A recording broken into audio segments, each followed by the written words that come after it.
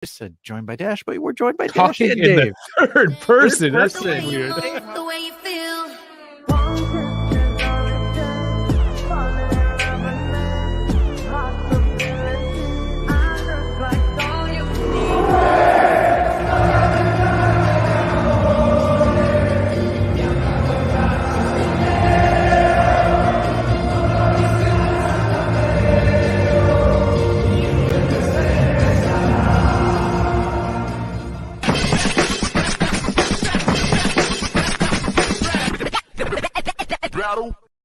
Hello, everybody. Nah, I'm totally messing with you guys. Hey, everybody. So, normally, what you guys would normally see is you would see Dave and myself on the Twitch channel today doing a Talk Juve, but unfortunately, Dave has caught the flu, so we have decided to reschedule on that. So, I decided to call a little bit of an audible today and wanted to talk to you guys, the YouTube folks, because normally we haven't been able to really do a live stream video on a Monday, and I think this is kind of a Monday that we kind of need to sit down and all of us have a conversation. I mean, it wasn't the greatest weekend, wasn't the best weekend, especially for the past, I would say, 24 hours now, everyone. Especially with a lot of the things that happened. Also, again, with the Calciopoli stuff that's being dropped as well on Twitter now. I thought that today would be a good show for us to sit down and have some roundtable talks. So I'll do a quick monologue. I'll kind of give my thoughts on some of the things, and then I'll open up the phone lines. I'll post a StreamYard link on the bottom. You guys can jump in. You don't need to show your face. I just need audio so you can come in. And this is kind of where this is going to be a Juventus town square where you guys can come in, speak your piece, state your thoughts, interact with each other. Again, I think we need to have it clean discussion, clean civil discussion. So I'll wait for some of you guys to pile in, and then I'll start opening up the phone lines. And if you are a part of our Discord, you technically got early access to the StreamYard link for you guys to hop in the call.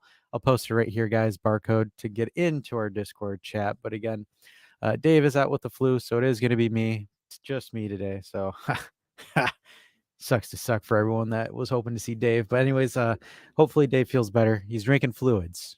Definitely drinking fluids for sure. But again, I will open up the phone lines just in a moment once everyone starts piling in over here, and we'll kind of have a roundtable talk, a discussion here per se. So kind of going into it, guys. So we played Sassuolo. Wasn't the greatest game ever. Was quite ugly. And as an objective guy that I like to keep myself as, it was really, really difficult for me to kind of sit this and look at this from an open mind. Personally, I was extremely frustrated. There was a lot of things, I've said that there's games where you have a series of unfortunate events. This is one of those games that you have a plethitude of unfortunate events, and it was just almost multiple people having stinkers of matches that all just culminated into just one big slush of stuff per se. The reason is our defenders and our goalkeeper were the highest rated players yesterday. Ironically, again, Gatti, Danilo, and Perin were essentially the man of the matches, tied man of the matches for that match. Kostic looked exhausted, not really up for it. Rabiot, which is interesting because this is one of the first few times that Rabiot has gone anonymous this season. Not there. Wings of Winter will get a kick out of this one, but Paredes, again, every time that Paredes has started a match, we have not won. Chalk this one up to another one of those stats there. So shout out to Wings of Winter. Fajoli, unfortunately, Fajoli probably had the biggest stinker of them all.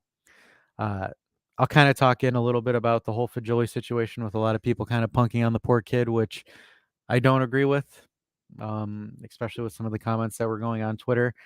Again, I posted it in our Discord, so you can definitely see that there where we had a little bit of a discussion about it. But kind of moving on to that as well, we look at Barbieri. I think Barbieri definitely one of the bright spots in yesterday's match. If you're looking for something that was a bright spot, again, kid started. He had an injury that kept him out for a while, but he was originally supposed to be pulled up much earlier than yesterday, but he gets called up. I thought he had a decent game. I didn't really have too much reservations about Barbady. He had a pretty decent game, to say the least. I was impressed with him. And then moving on to our strikers with Milik and Dusan. This game wasn't really their game. And this isn't me sitting here dunking on Milik and Dusan. More so the final ball to these guys was atrocious. Overhit, underhit, mishit. Our midfield did not do our front two justice at all this game. A lot of overhit balls to Dusan, and there's only so much you can expect from Dusan to do. And then again, even with her substitutes, Chiesa kind of threatening, not entirely threatening. Quadrado the same as well. Di Maria, Moretti getting bodied off the ball at the near end of the match, which almost gave Sassuolo their second goal. Overall, not good. Not good at all. And I'm not going to sit here and say this team is shit. Allegri's garbage. I just don't think that that's a conducive discussion. But again, here's the FOTMOB for the stats, and I think the stats are a little bit skewed here. Where we had, and I think this is probably the most baloneyest of stats, is the expected goals. Expected goals is at a 1.1. Total shots 13, but none of them really look threatening, as you can see by 0 big chances. We had the possession. They didn't. We just didn't know what to do with the ball. A lot of our shots were mostly headers by Bremer and Cast. You had a couple of shots from Dusan, a couple of headers from Rabiot. I don't like saying and putting the games in if, ands, or buts. But like, for example, Consigli, I warned you guys on the stream, that guy is expected to make a world-class save against Juventus, and he did with Rabiot's header. But kind of continuing off to the stats again, decent game. You look at the numbers. Hey, we had a decent game, right? But when you watch the game itself in a replay, you're kind of like, no, we didn't. I can sit here and start doing tinfoil hat theories, a bunch of things, and I kind of have my thoughts on that, but the game plan wasn't really there. Part of me thinks that part of the time, most of the squad had their mind on Lisbon and not really Sassuolo, which makes sense. I totally get it because they want to qualify for the Europa League because, again, with their current placing in the league, it doesn't really matter per se if they beat Sassuolo or not. And this is me just speculating. It's not me saying that this is factual. But if we look at our recent matches played in the month of April, we haven't been really good, guys. So 1-0 loss to Sassuolo. The 1-0 win against Sporting, which easily could have been 1-1. And then we have Lazio with a 2-1 loss there, and then Juventus and Inter with the 1-1 draw, and the 1-0 win against Verona. So these are the matches that we played post-international break here. That's going to be the one thing here. I don't know what happened during this international break, but we weren't looking good at all. Going into the international break, outside of the loss to Roma, it was decent. Not bad. Nothing you can really complain about. The team was going for it. But something in between March 19th and April 1st, we lost steam. We lost momentum. And that's honestly one of the reasons why I hate and I despise international breaks, because they can sometimes throw off your momentum. And in this case, it did. Again, we have a very, very big fixture list for the month of April, because if we go in to the remaining games of April, we have Sporting in Lisbon, and that's for all the marbles. We have a home game against Napoli. And then we have Inter in the San Siro for our cup. And then we wrap off the month of April with a very, very informed Bologna team, which none of us really expected them to be this much in form, but Bologna is putting it together right now. All credits to those guys. But these are the two matches that are important. The one that's Thursday, Sporting Club Portugal versus us in Lisbon, and Inter Juventus, the second leg of Coppa Italia. The reason why I'm saying that those matches are crucial. And I'll say hi to the chat in just a moment. If we look at the table, currently as we're standing, we're at 44 points. 5 off Atalanta, and we're 7 points off Inter, 9 points off AC Milan. Yes, fourth place is a reality. This is me talking without the 15 points. If we were to receive the 15 points, Serie A is going to figure out something here to take off more points to keep us out of this. So, what I think the club is doing, and this is me speculating, this is me stating that it's fact or fiction, just hypotheticals here, just kind of looking at the way that we've been playing, because we've been playing with a low block in almost every match in April, a low energy conservation mode almost, and power saving mode in a sense. So my thoughts are this. If we win the Europa League, again, I'm not saying it's a cakewalk, we're in pot 1 in the Champions League regardless. So we could be in Serie B and still play Champions League football. In theory, if you win the Europa League, barring any crazy UEFA stunt. So right now, again, even with the 15 points back, we have a better seeding in the Champions League. So, like, for example, say that hypothetically here, we get our points back, we finish second or third in the league. Winning the Europa League puts you in pot 1. Being second, third, or fourth puts you in pot 2. So your seeding for the Champions League is much better that way for winning the Europa League. Contingency plan number 2.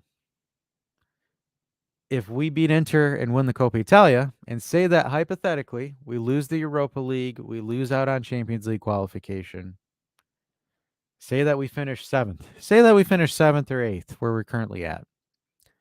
If we win the Coppa Italia, you automatically get played and potted into the Europa League itself. So again, it's a European competition.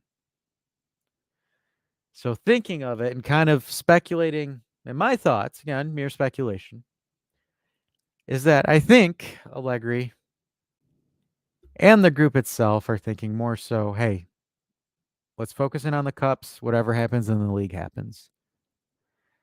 So, with that being said, might be one of the reasons why we're playing a little bit slower, a little bit more with a low block, not anything too aggressive or too intense to conserve energy. Because we go back to it, guys, we have Sporting, Napoli, and Inter, back to back to back. It is definitely going to be probably the most important 7-8 days for this season. So I'm going to take a quick segue. I'm going to say hey to Dan. Dan is saying, is it time for a manager change at Juve? I think Juve is taking Juve as far as it can. I think Allegri has taken Juventus as far as he can. I don't want to go into the manager change. I don't want to go into the manager speculation until there's a sporting director. We do not have a sporting director. Without a sporting director, it doesn't matter what you do because your sporting director lays out the vision. He says, this is the team I want. This is the direction I want the team I want to go. This is the coach that I bring. This is the players that I bring. And Komika says, hey, guys. KB says 5 p.m. East. Yeah, I meant to say Eastern time. I could have sworn I thought I said that in the Discord. And then KB says we have an terrible away record. Yes, we have lost 7 matches on the road. And then David saying, do you think it's something internal in the team? Also just speculation, but there seems to be no Uniti anymore. Maybe that because some of the players already know that they're gone in the off season. That's a good speculation. I think I'll table that once everyone comes in. We'll talk about that. KB says, I was thinking the same thing yesterday. Juve are flat and don't give a crap about the league and are focused on winning EL and get into the Champions League by going that route. And David, again, saying that's a shitty mindset if you throw the league away and put everything in the EL basket. If you don't win, you're left with nothing, and the rest of the teams aren't slouches in the EL. Yeah, no, I agree with you there. But the thing is try to put it in the perspective of, this is speculation. tinfoil hat. Dave's not here, so he can't wear it. But if they don't want you to play in the Champions League, with Article 4, they can use any kind of punishment they want. If they want you out of Europe, they can throw anything at you. So I think that's just the thought process there. But I do have some folks coming in. So I got Misak joining us. I also have Arad joining us as well. How are you guys? What's Yo, up, buddy? how are you? Good, good, good. Farah doesn't seem happy. Oh, I'm just All right. late. I hate it, but I had to set up a little bit. What's up, dude? Well, Good, good, good. Yeah, what's there to So be hey, happy about? You know, it's it it's is what like it is, what man. what the fuck are we doing? We're losing Yeah, 1-0 to Sassuolo now. man, what can we say? Um, we rotated and we rotated badly. Every coach did it wrong except Roma. They didn't rotate. They won the game, then rotated. We rotated, then tried to play the game, which is stupid. It is the same mistake every coach is doing. Just play your game first, win the game, get two goals, put everybody back and just secure the result, fine. But man, we have a lot of problems, and it is highlighted each game. And it's gonna get. I feel I'm afraid it's gonna this April. It's gonna get worse just because I feel every game they are getting drained. The players are getting drained more and more. I feel bad for Kostic. Like the guy was insane. Like he is so crucial to our cross stitch and inshallah football. And he is dead, man. And he is like you see him huffing and puffing in 20 minutes. You know, like he was like honestly, everybody remembers Lichtsteiner, right? And how awesome he was.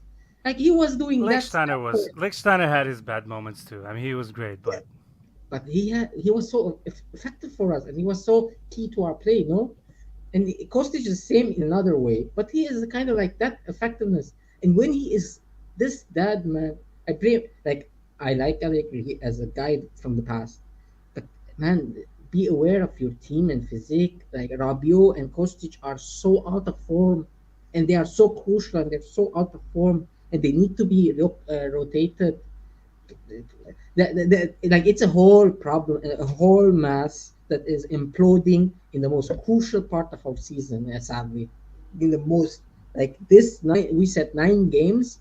You know, if we pass against Sporting, we're gonna have 9 more games in May. We have 9 more games to come, and we don't have a team. Helicopter saying hello to you guys and everyone. Hey, Helicopter, what's going on? And Dave is making a bedridden cameo appearance. Hey guys, I have the flu and feel like ass. How do you know what an ass feels like? I'm just kidding. I love you, Dave. And then also, so I kind of want to talk about this. Then let's talk about Kostic real quick. So Sam Illing, our good friend Illing Jr., promoted to the first team, and we never saw him ever again. So the thing is I'll ask you guys, do you think that he's not showing something at training? Because I don't think we can use the argument that Allegri's not playing youngsters because he started Barberi as a right wing back yesterday. Yesterday. So the question is because Illing played for the under 23s, he played for the next gen over the weekend, but didn't get called up for the first team. So my question is, do you guys think that it was a little bit of lightning in a bottle for Illing Jr.? I've watched him in the under 23, and he was bad. The I watched under 23, and the games he featured was bad, honestly. Like he was like there is Barbieri that was great in the Coppa Italia final we had that we lost, that we were so much better, but we weren't clinical enough. Like it was the anti Allegri team, you know. We were making chances and going forward and stuff, nothing at the end. And Ealing was disastrous. So I get why he's not playing, but man, if he's not playing, let's change the formation then. Okay, there should be a solution because like the guy is dead, man. Like the guy, he does 15 minutes if you notice, 15 minutes, and he's out of breath. It's sad to see. Like it starts from the top that we have a problem. And in January, I was praying on my knees that for God's sake, let's get a wing back because we cannot control it. And we were gonna get Cambiaso, who's both a right wing back and a left wing back in two. Like he does both roles. And then we failed to secure our own player back. which is sad. Anyways, Farhad, what's your take? I have honestly, I didn't even watch the game. I It couldn't was watch that the bad. game. He's like, You it was know, that bad. I'm done. And then when you open, one of those sites, livescore.com or whatever, and you see us losing to Sassuolo, I was like, yeah, that makes sense. How I've seen this team play.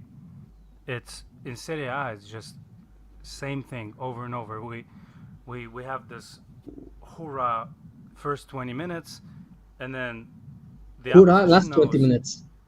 What's that? The hoorah of the last 20 minutes No, when no, no. we are trailing.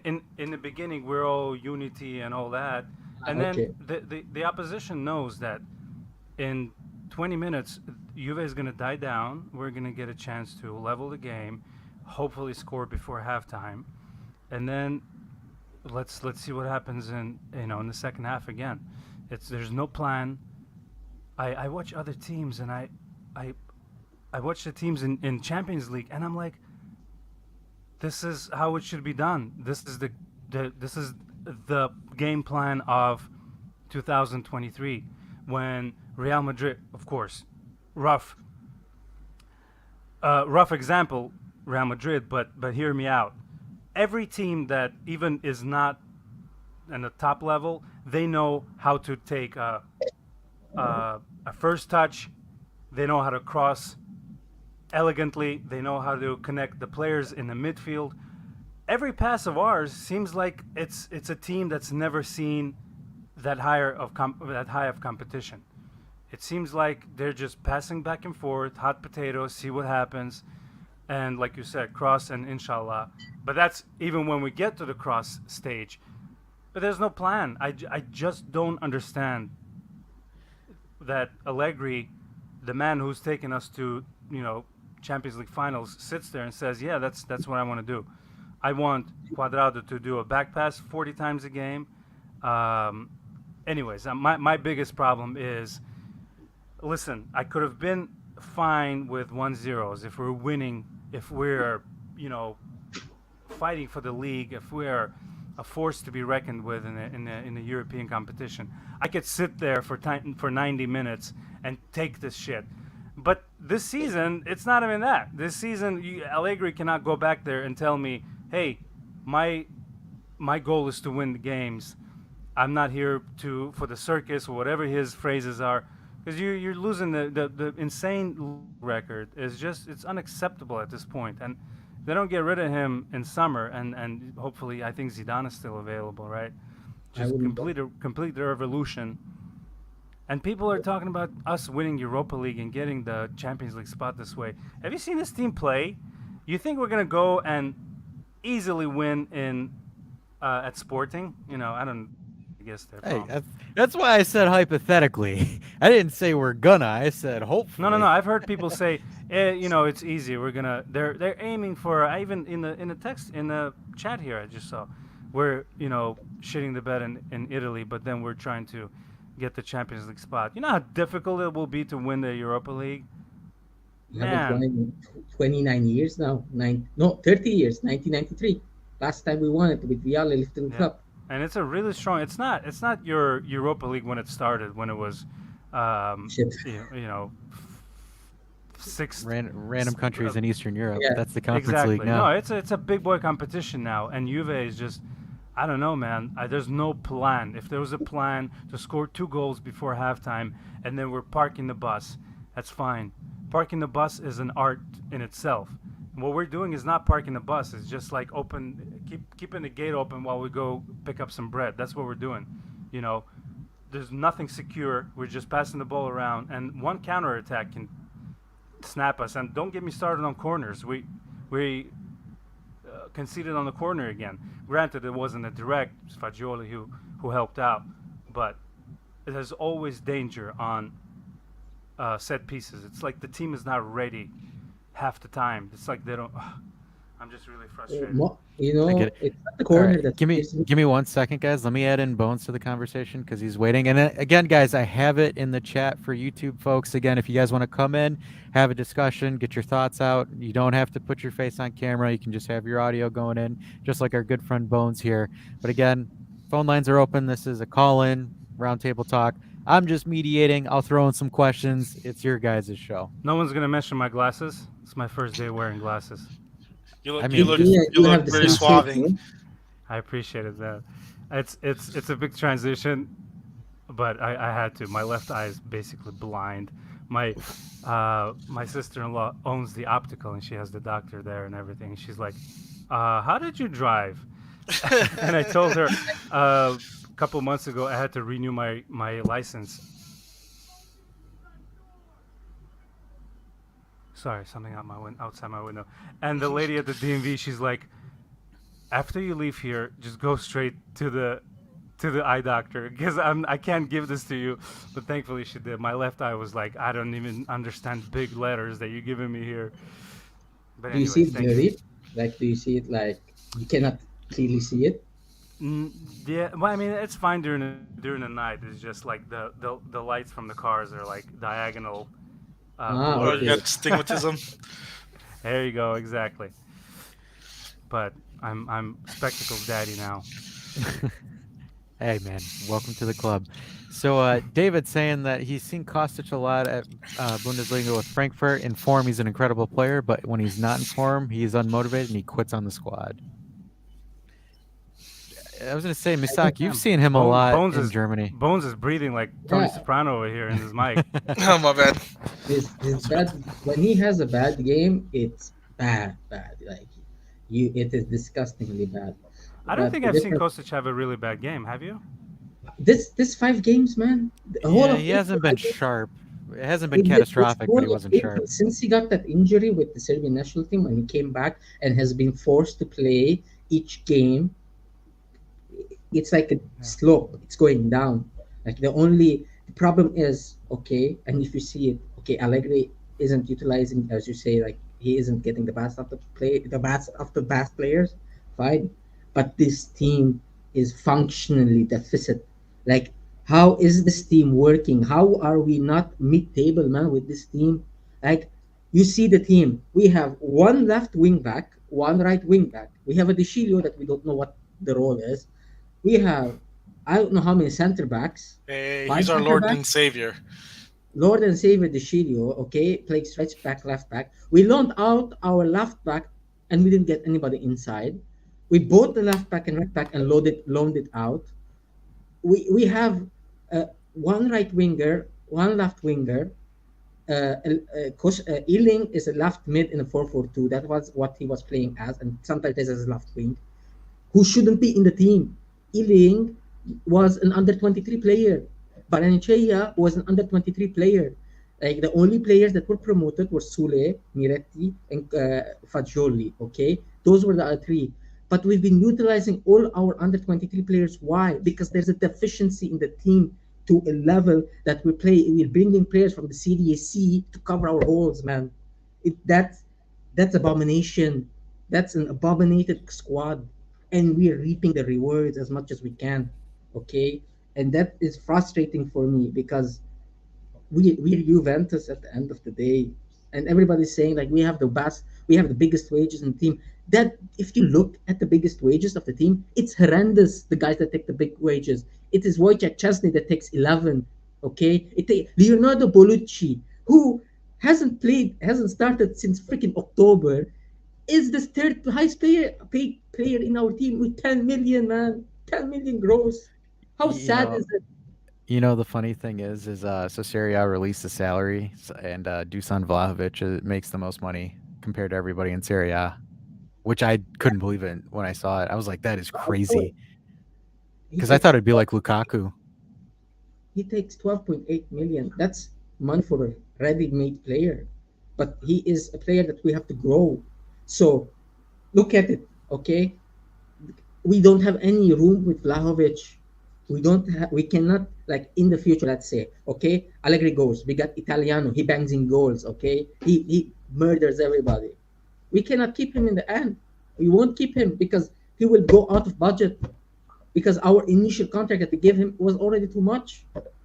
We Man, this team is just horrendously built, and we're reaping the consequences, in my opinion. And it's like as like sooner or later it was gonna fall, and sadly it's falling in the most critical time in our season. So I kind of want to talk, and I kind of want to bring this next segment up to when we're talking about the youngsters. So again, a lot of under 23 players. Some players have gotten promoted. Fajoli being one of them.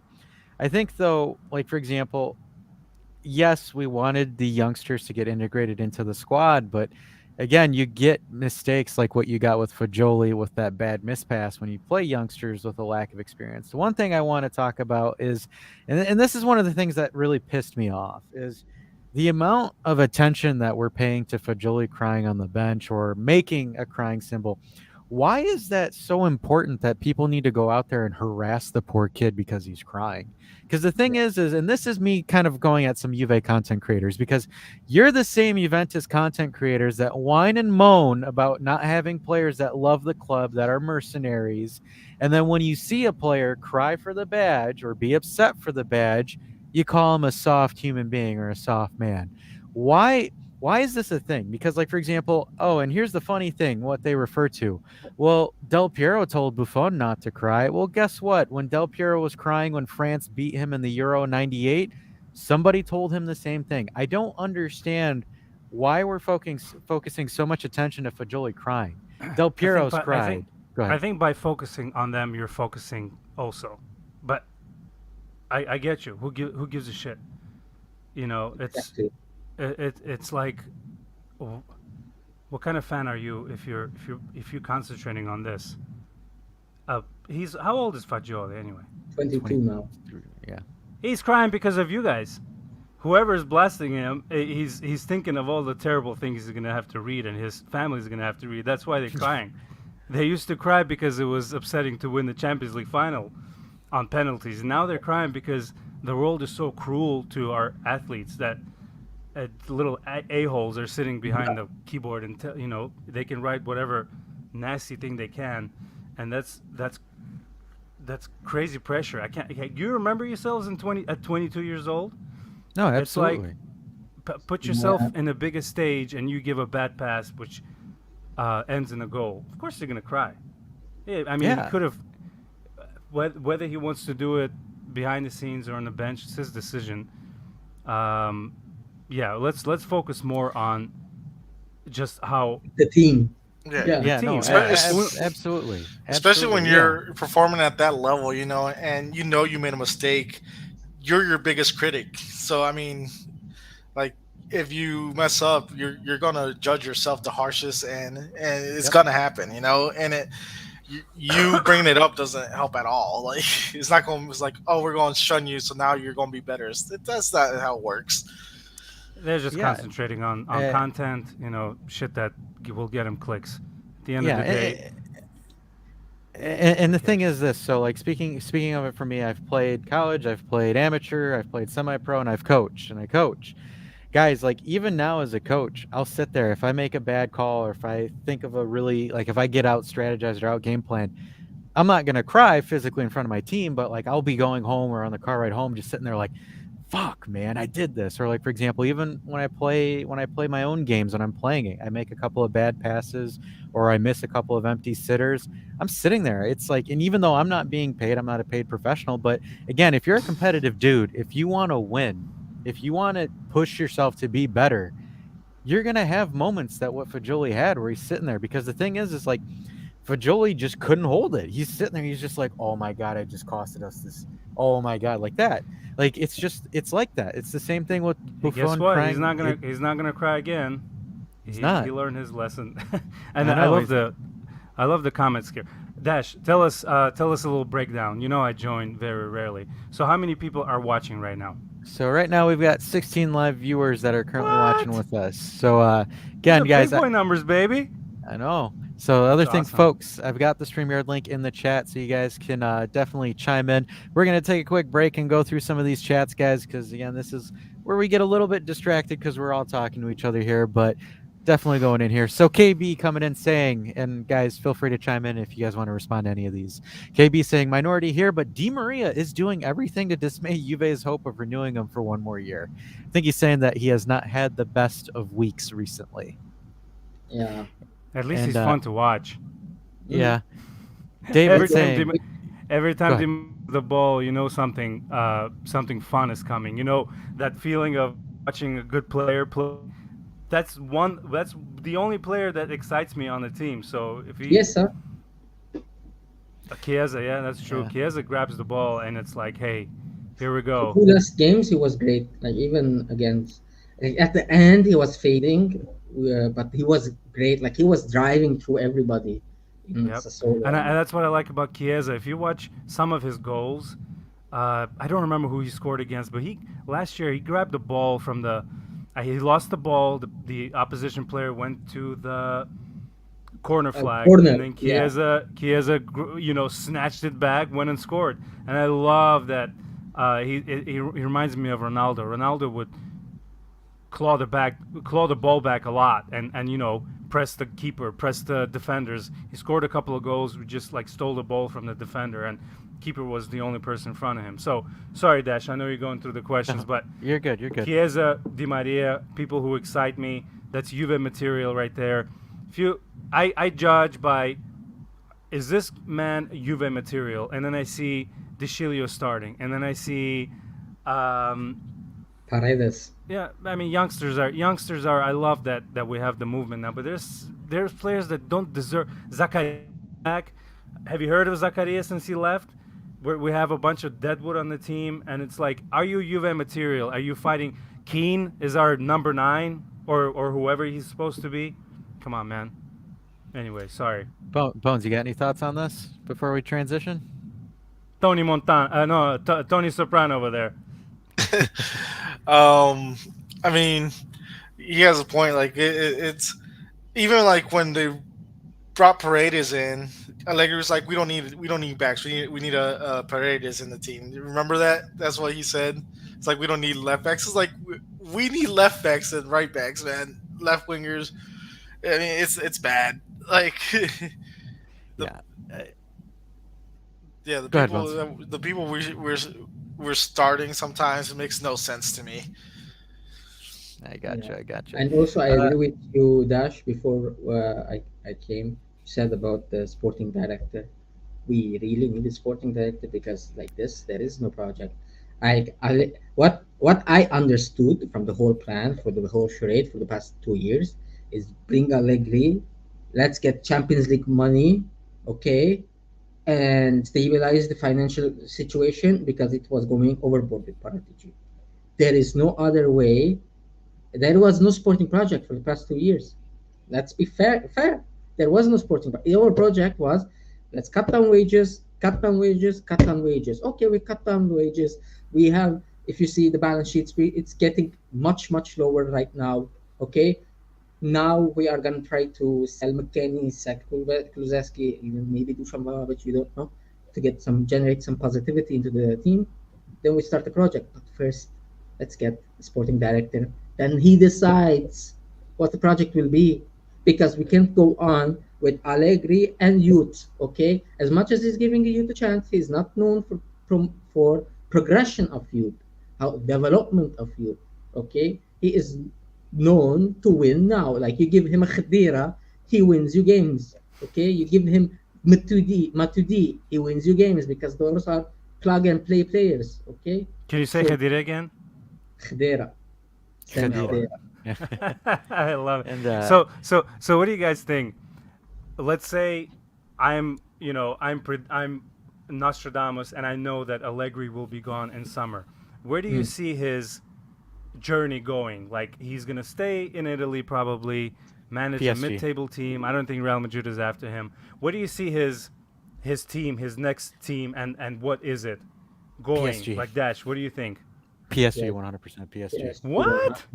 100% PSG. 200%, What? 100%. 300% PSG. This year, Allegri has been found out. This year, the whole Europe saw how promising Juve was in the Champions League and what he did with it. And we didn't even make it out of the group. I think all the teams that were after him, they thank God that he wasn't available. You want to know No, why? I You want think to know why I say you know PSG? why? Yes, say why and I say my why. Okay. All right. So the reason is Farad is PSG defensively in the Champions League aren't good. If you have a guy that plays Allegri ball with the PSG, it's essentially lob the ball up to Mbappe and Inshallah, and that's literally what the game plan is. So his plan If will be Mbappe and Inshallah. What about Vlahovic and Inshallah? Mbappe compared to Vlahovic is totally different, man. Like Mbappe is And another beast. Like the guy's a cheat code. yeah, he I can pick up the it, ball and just it's run with it. Yeah, like Mbappe can sit there and say, "Yeah, give me 10 pieces of sticks and I'll still dribble through the entire squad." Like that's just how he is. My Um, dad has a saying: if two people are telling you you're drunk, go have a seat. If you two are saying PSG, I'm gonna accept that it's PSG and move on. Because yeah, I thought he would stay in Genoa or he would move to. no, I No way. Not He, yet. because first, P- go, Luis Campos. Okay, Luis Campos is his best friend. That is the sporting director at the moment of PSG. Okay, and we saw the photos and stuff. He is very, very close to them. Secondly, Hmm. he's a high wage manager. Okay, with PSG. Third, he is a dressing room manager. He's not a coach. Okay, he he is like, if you saw the Danilo interview before, right?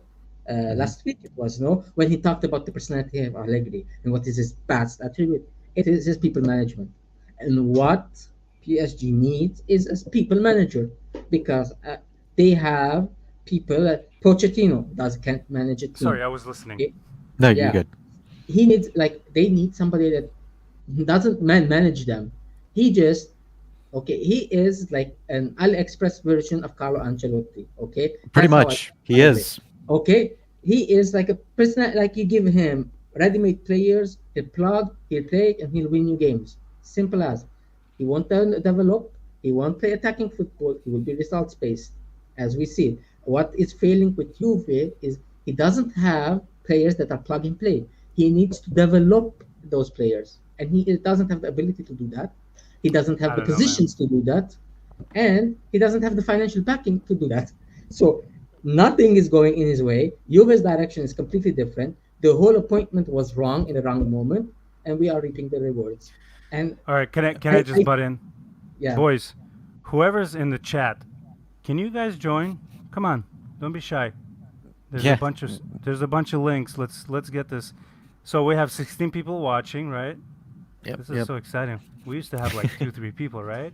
Where's Yeah. KB? KB's usually in here. Where's he He at? said he said he was telling me he's like, dude, I didn't realize it was 5 p.m. Eastern Also, time. can you guys comment with the with the country you're watching from? I love this. I always love Oh, checking where people are from.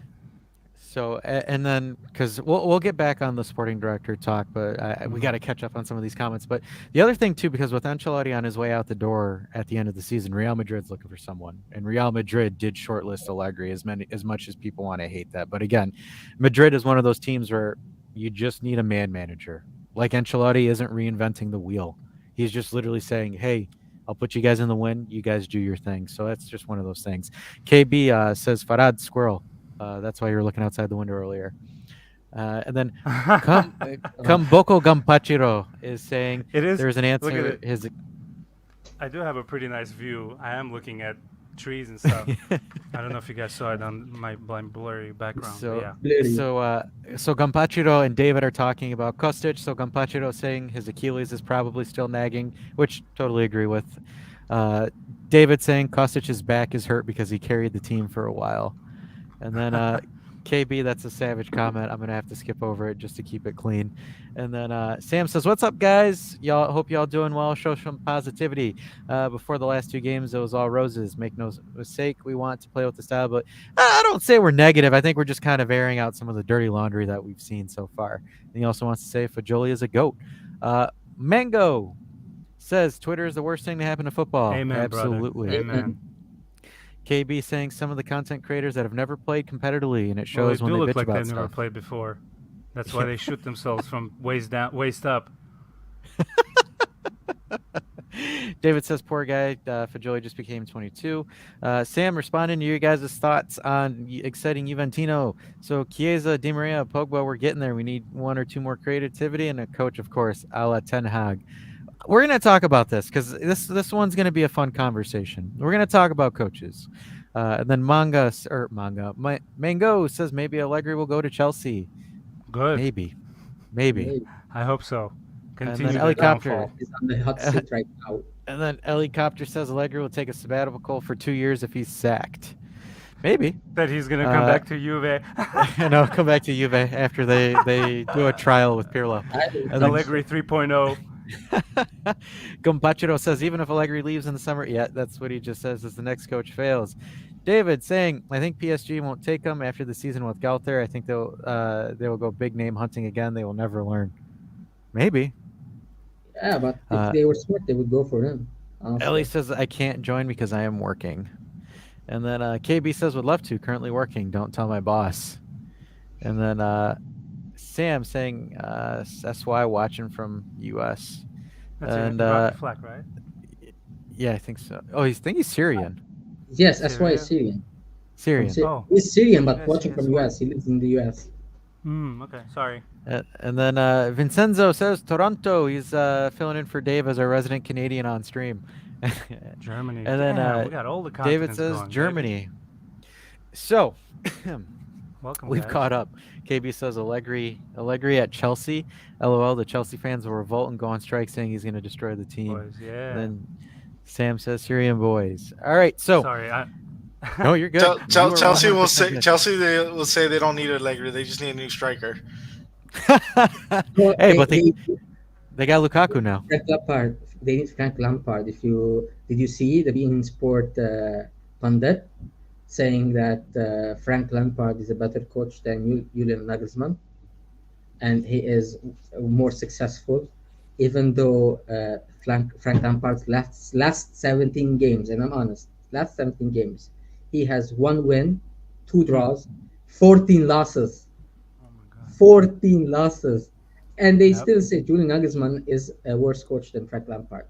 So, yeah, I think they still need Frank Lampard. I hope, like, if they keep Frank Lampard, they will get relegated, for example. I don't know. I going back to our squad, I truly believe that it's a Ferrari being driven by a toddler. We got really talented players. Of course, there's, like I mentioned, I'm not going back on that.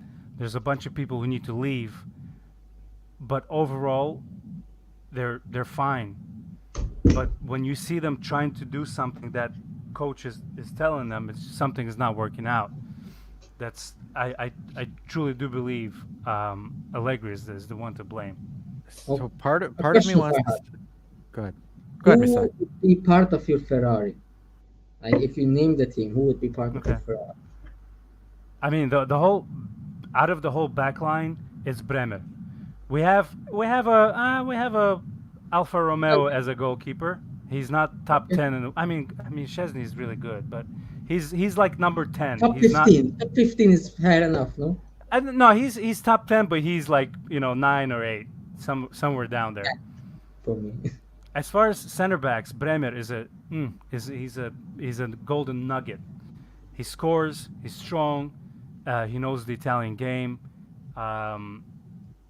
Midfield, there's a few gems there, and we have really strong front line.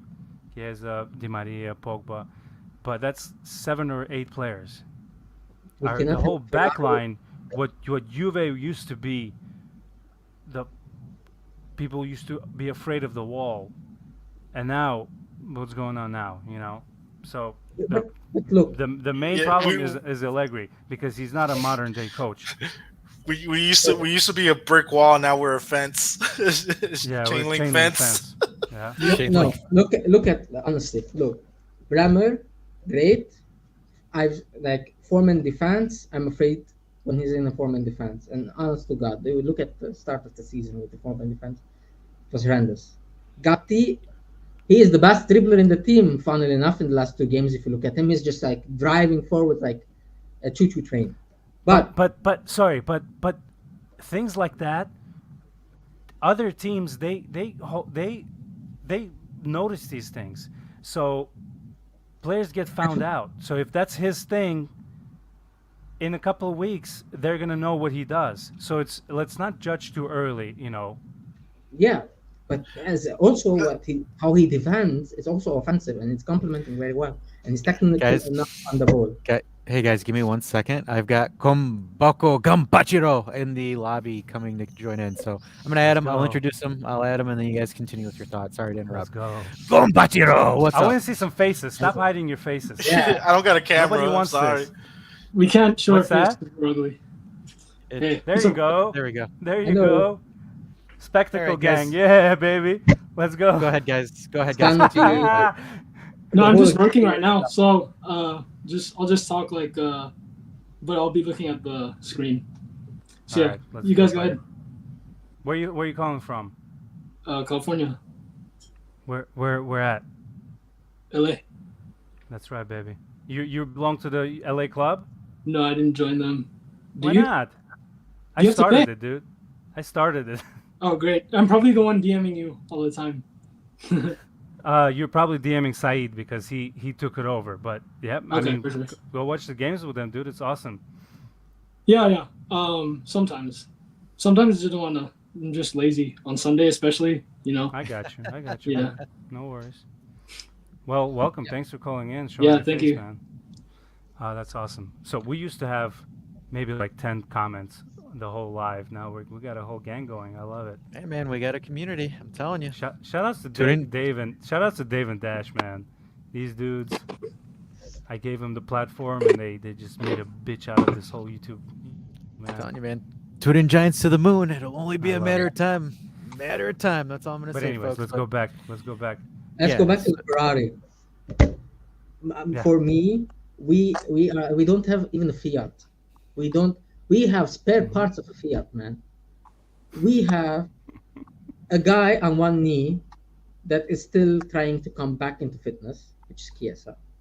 We have a magic. Well, we have the only world class in our play in our team, in my opinion, that has consistently won stuff, champion in any way, everywhere, which is Angel Di Maria. But he's 36 already, Mhm. and we're counting on him to change games for us on the wing, where he has the technical ability, but he doesn't have the pace anymore to beat the man as he like. Does somebody remember Di Maria 10 years ago? How quick he was? Yeah, in Like he was, Madrid, like yeah, Real just Madrid he was everybody. amazing. PSG he was amazing. Even United he still did well, even though it was crap. But it was. My point is dysfunctional. There is dysfunctionality in the team. Okay, midfield. Locatelli, great, but my issue is some games he does his passes correct. Some games his passes was terrible. Sporting, it was horrendous, man. How many times? Because we were playing such an offensive system, offensive. Okay, it's like offensive, but we had many times we can go for a like in basketball, we know pass breaks, like counterattacks. How many times did we see the pass failing and going to the defender instead of passing through? There was just three man, okay, three-man defense against us. Instead of passing through the two-man, it was going towards the like it wasn't nothing was correct in there, and we were failing because of a register. We still play with a register because we're an Italian team. Was failing. Fagioli, I love him. I adore him because he's gonna be a wonderful player. But a midfielder with his technical ability should be closer to the ball. He is going, I don't know where he's going to the half spaces immediately before the ball is back in the like in the defensive phase in the defense, and he's up there. How can the ball move if you're not going to pass properly? I was watching. Sorry, buddy. I was watching the Champions League, noticing how crisp the passing is amongst top teams. And then I watched Juve. Granted, I didn't watch the last game, but the previous game, Sporting. a top team cannot lose the ball. That much. Close passes are fine. They're somehow are managing, but our long they're trash. They're not even Medium close passes to are trash. the diagonal. There's no fluidity. Everything has to be done so fucking slow. Everything is just so. Slow. I don't even know. Like It's not even the slow. It's just like just so laborious. Yeah, it's Nothing like also comes easy. it's also like There's no- everyone's on a different page. Like I'm gonna pass the ball here while our players run in the other direction. It's like what the fuck? No one's on the same page. I have a mission for somebody if you want to take. count how many times like Cuadrado is gonna play next game. Okay, definitely. Count how many times Cuadrado is gonna take the ball, hold on it, 2 seconds, 2 complete seconds, and then Pass pass it it back. back. Yep. Yep. Pass it back. So How I many think times? Quad should be a power sub. I don't think he should be a starter anymore. Like Yeah. All of a sudden, last 2 3 months, all of a sudden, Cuadrado is a is a young 24-year-old again for some reason. Like how many? That's the issue. Like if you see, we don't have a starting right back. We have Cuadrado who's finished. We have Decilio who was already finished since he came. the goat, you mean? We I'm sorry, the goat. No. he's only the goat on the left when he turns into Yeah. Oh Chilinho. Lord. Chiellini on the right. There's nothing. Honestly, I wouldn't mind seeing Gatti on the wing or something, because He's he's attacking enough already, and he's defensive. I want to see Who are Gatti you in a playing in a more back? proactive role than just Gosh, defensive. I think it was Rav. I think it was Rav that tweeted it today. He's like, I'm pretty sure Gatti in a past life was a right winger or something like that. I died laughing. Yeah, But he it, was. I like Gatti a lot. I like him. He's a great guy. But look at our team, how dysfunctional it is. Like it is abnormal, abnormal. Like what formation are you gonna play with this team that can effectively get us points at this point? It's not about beauty anymore. What in your opinion, guys? Everybody gives an opinion. What so formation should here, we play? so here, With here's the the thing. current So players? here's the thing about this, and this is what I'm going to ask you guys, which makes this conversation get a little bit more interesting because I see the Zerbi comments in the chat, and I think this is a really good time to bring this up. So, guys, in the last 5 years, how many sporting directors has Juve had? Three. 3, right? Technically 4, which is Allegri in theory, currently right now. Um, so again, Beppe Morata, Paratici, Cherubini, Allegri slash whoever Arriva Bene or whoever's still doing the things behind the scenes. So technically that's 4. Yeah. So technically that right now. So you guys made this comment, and I've seen it being brought up a lot during this conversation. We have players that don't know how to play together, or players that are very out of synchronization. So my thing is this: there is no coach in hell that can save this team right now. This is me being objective. I don't see De Zerbi, I don't see Guardiola, I don't see Ancelotti, I don't see if Lippi decided to come out of retirement and just Oh my walk into the God, Conte no, Nasa. no. I don't see Lippi. I don't even see Aragio Sacchi doing it. Nothing. This isn't See, me being Arrigo Sacchi can work with this team. yeah, like I don't see that right now, unfortunately, because the thing is, again, I'm not trying to be negative, I'm not trying to be pessimistic, I'm trying to be objective here, because if we look at a lot of these players, there's some players that are here from Beppe Morata, there's some players here that are from Paratici, there's some players that are from Cherubini and Arriva Bene, and then there are some players that came in this year, and then also to add to the And fact then the there's players that are Decilio who just appeared after a Pepe rain. Marotta. he spawned from Allegri, but Yeah. the thing is again, and someone made this comment as well that Zakaria is coming back because Chelsea's not buying him. Artur is coming back because Liverpool is not buying him. McKennie might get sold if Leeds is able to fight off relegation. Might. So those are 3 players that essentially came in through. Well, they came in through 2 different regimes, but essentially different styles. Because again, Zakaria through Arriva Bene and Cherubini, which in my opinion, I think he was always brought to be flipped for a profit for a plus valenza. I don't think Zakaria was ever supposed to be a mainstay in Jokes Juve. on them. I know, right? Yeah. But We the made thing that. is this, and I know a lot of people want De Zerbi. I think the only way De Zerbi comes to Juventus and is a success is if Sassuolo's sporting director moves to Juve. There is ties for us looking to purchase Sassuolo's sporting director or to bring him in the summer. A lot of those rumors intensified during the game. Makes total sense. But the thing is this, because you need a sporting director and you need a coach that essentially see eye to eye, that are aligned with each other. Where it's like, yes, like for example, De Zerbi is working wonders at Brighton because the players fit his profile, the way that he wants to play. You bring him into Juve right now, the problem is our fan base is way bigger and way more toxic than Brighton's fan base. Brighton's fan base is like, holy shit, we're above 12th this season. Let's be honest here. Like, all respect all respect to Brighton. I'm not sitting here and dogging on them, but you bring in De Zerbi. If De Zerbi loses 2 games in a row, half of the fan base is going to say give him the sack already. Like, can we be honest here, guys? Because like that's the same thing that happened with Maurizio Sarri. Because Sarri was brought in to do this attractive De Zerbi ball in a sense, and Sarri had. I remember. Go ahead. You sure? I'm not Go ahead. interrupting. Go for it. I just want to go next. Go ahead. So go the third. thing, okay. So the thing is this, because what was the main issue with Sarri? Sarri and Paratici did not see eye to Smoking eye constantly. Oh, and smoking constantly. But let's look at it from a director thing. Badly. The Juve board and Sarri were not on the same page. He was essentially a backup option because Pep Guardiola didn't come, because that's what Juve was banking on, and it didn't come in. So the thing is if your coach and your sporting director aren't on the same page, you can't have sustainable success. Like, for example, you look at franchises, even in American sports too. General manager and a coach that work really well together, they can build a good project.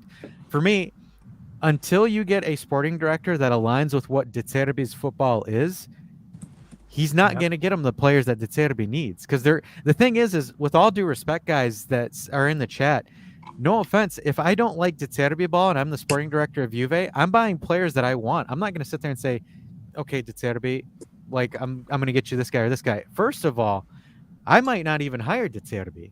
So for the folks that want De Zerbi, you need a sporting director that's in on them. Because if your sporting director's not in on them, you're going to have Sarri 2.0. You're going to have Pirlo 2.0 again. So the thing is the one thing that Juventus needs to solve, if we're looking at from a constructive feedback perspective, is you need a sporting director that has the vision, that has the idea of where he wants to go. And then if I'm John Elkin, I say, do your thing. If you flunk, it's you and your coach gone at the same time. give me 2 minutes because I have to leave. So, well said, Dash. Sporting directors, hold on, super important. So, here's the thing about the current Juve. So, we rode the success, we got lucky, Conte era and all that, and then we, took advantage of the weak Serie A. But all the great teams, like Real Madrid, is the perfect freaking, as much as it hurts me to say, they have a project that says, here's in 5 years what we're going to do, and the overlapping decisions we're going to make. So this guy's aging, we're going to replace him. It's not summer of Revolution. taking over every team like Juve wants to bring everybody and change everything. Real Madrid is successful because they do everything in little steps.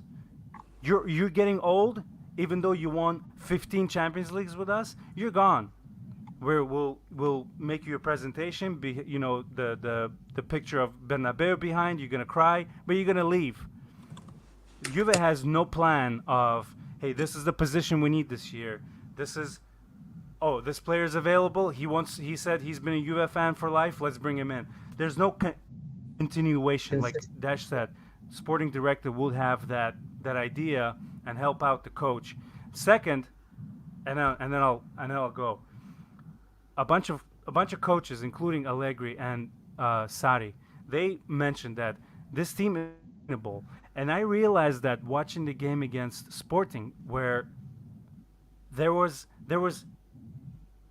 easy moves and easy things a player has to do on the field, but they weren't doing it. Like a pass under pressure, they would lose the ball. Cuadrado back pass. I feel like a lot of the players are not technically good enough for what Allegri and those coaches that are supposedly are there to win the Champions League. They don't have the personnel, because looking at the players and what they're doing with the ball is just embarrassing. If you're trying to tell me that you want to win the Champions League and the caliber of players. So, like Dash said, you just need to have a guy that will, dictate what the buying power will be, or where we're concentrating. Right now, Europa League, we're lucky to be even. We're in the quarterfinals now, right? Yeah. I don't think, even if one goal we get lucky and we make it to the semifinals, I love Juve. I'm not negative, but just looking at this team and what it takes to win a major European competition, I just don't think they're there. and add that to the which has ancient tactics, even if they are, if you even can call them tactics. It's just a bad combination, man. Yeah, Somebody and needs you to take need over. Somebody needs to step up and team in the right direction, because right now it's just like who's in charge. Whatever's happening on the field, it's like a uh, Example, perfect example for what's going on behind the scenes. One player gets the ball, and then it's a hot potato all over the place. yeah. And again, guys in the chat, we're not, I'm using De Zerbi as a name. I'm not sitting here speculating that we need De Zerbi to come to Juventus because, again, he isn't really a big fan of Juve with some of the comments that he's made in the past. But, it's just we're just using it something like that. And like for example, Dave has a really good point here. I don't know if De Zerbi would want to come. He's close to Champions League football with Brighton, again less toxic environment than Juventus, and I believe Nicolas Schiera said that he would stay he wants to stay in the Premier League. So Sam comes in with this one. Look at Man United. It's not like they have the best management, actually one of the worst. They simply agreed with Ten Hag. And they actually rehired their entire front office this offseason. So like yeah, I don't know about that. But and then look at the results. All right. So this is where they have the same coach. I'm gonna be a little bit of a dick here. All right, Man boys. United, Before he go becomes a ahead. dick, I'm out. Love you, boys. That was All fun. right. See Thanks for you. everyone who joined. See ya. Thanks. Man, See you. Man United has the same stats as we do: 18 wins, 5 draws, and 7 losses this season. Also, They England have is the Farmers League, and Serie A their, is better than England. their goal difference is 9. Do you know that? Their goal difference, they have conceded insane amount of goals.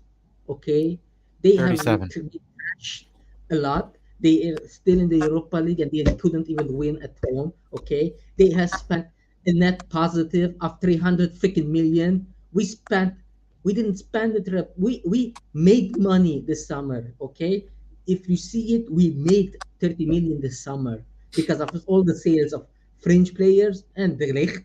Okay, we made money this summer. Let's not compare us to Manchester United. Manchester United has the benefit of money. We don't have money. Okay, if we had money, I wouldn't be here complaining of a deficient squad. I would be the squad would be complete, or I hope it will be complete. They bought a freaking winger for 100 million that spins it out like a fidget spinner. Okay, they brought Casemiro, a six-time UCI winner. Who did we get? We get freaking Paredes, who was on the bench when they won the World Cup. Okay, so please, respectfully, United are doing as well as they should be. Okay, they should be competing to the title. They aren't, as like us, but we see the problems. We have massive holes in the team. Continue.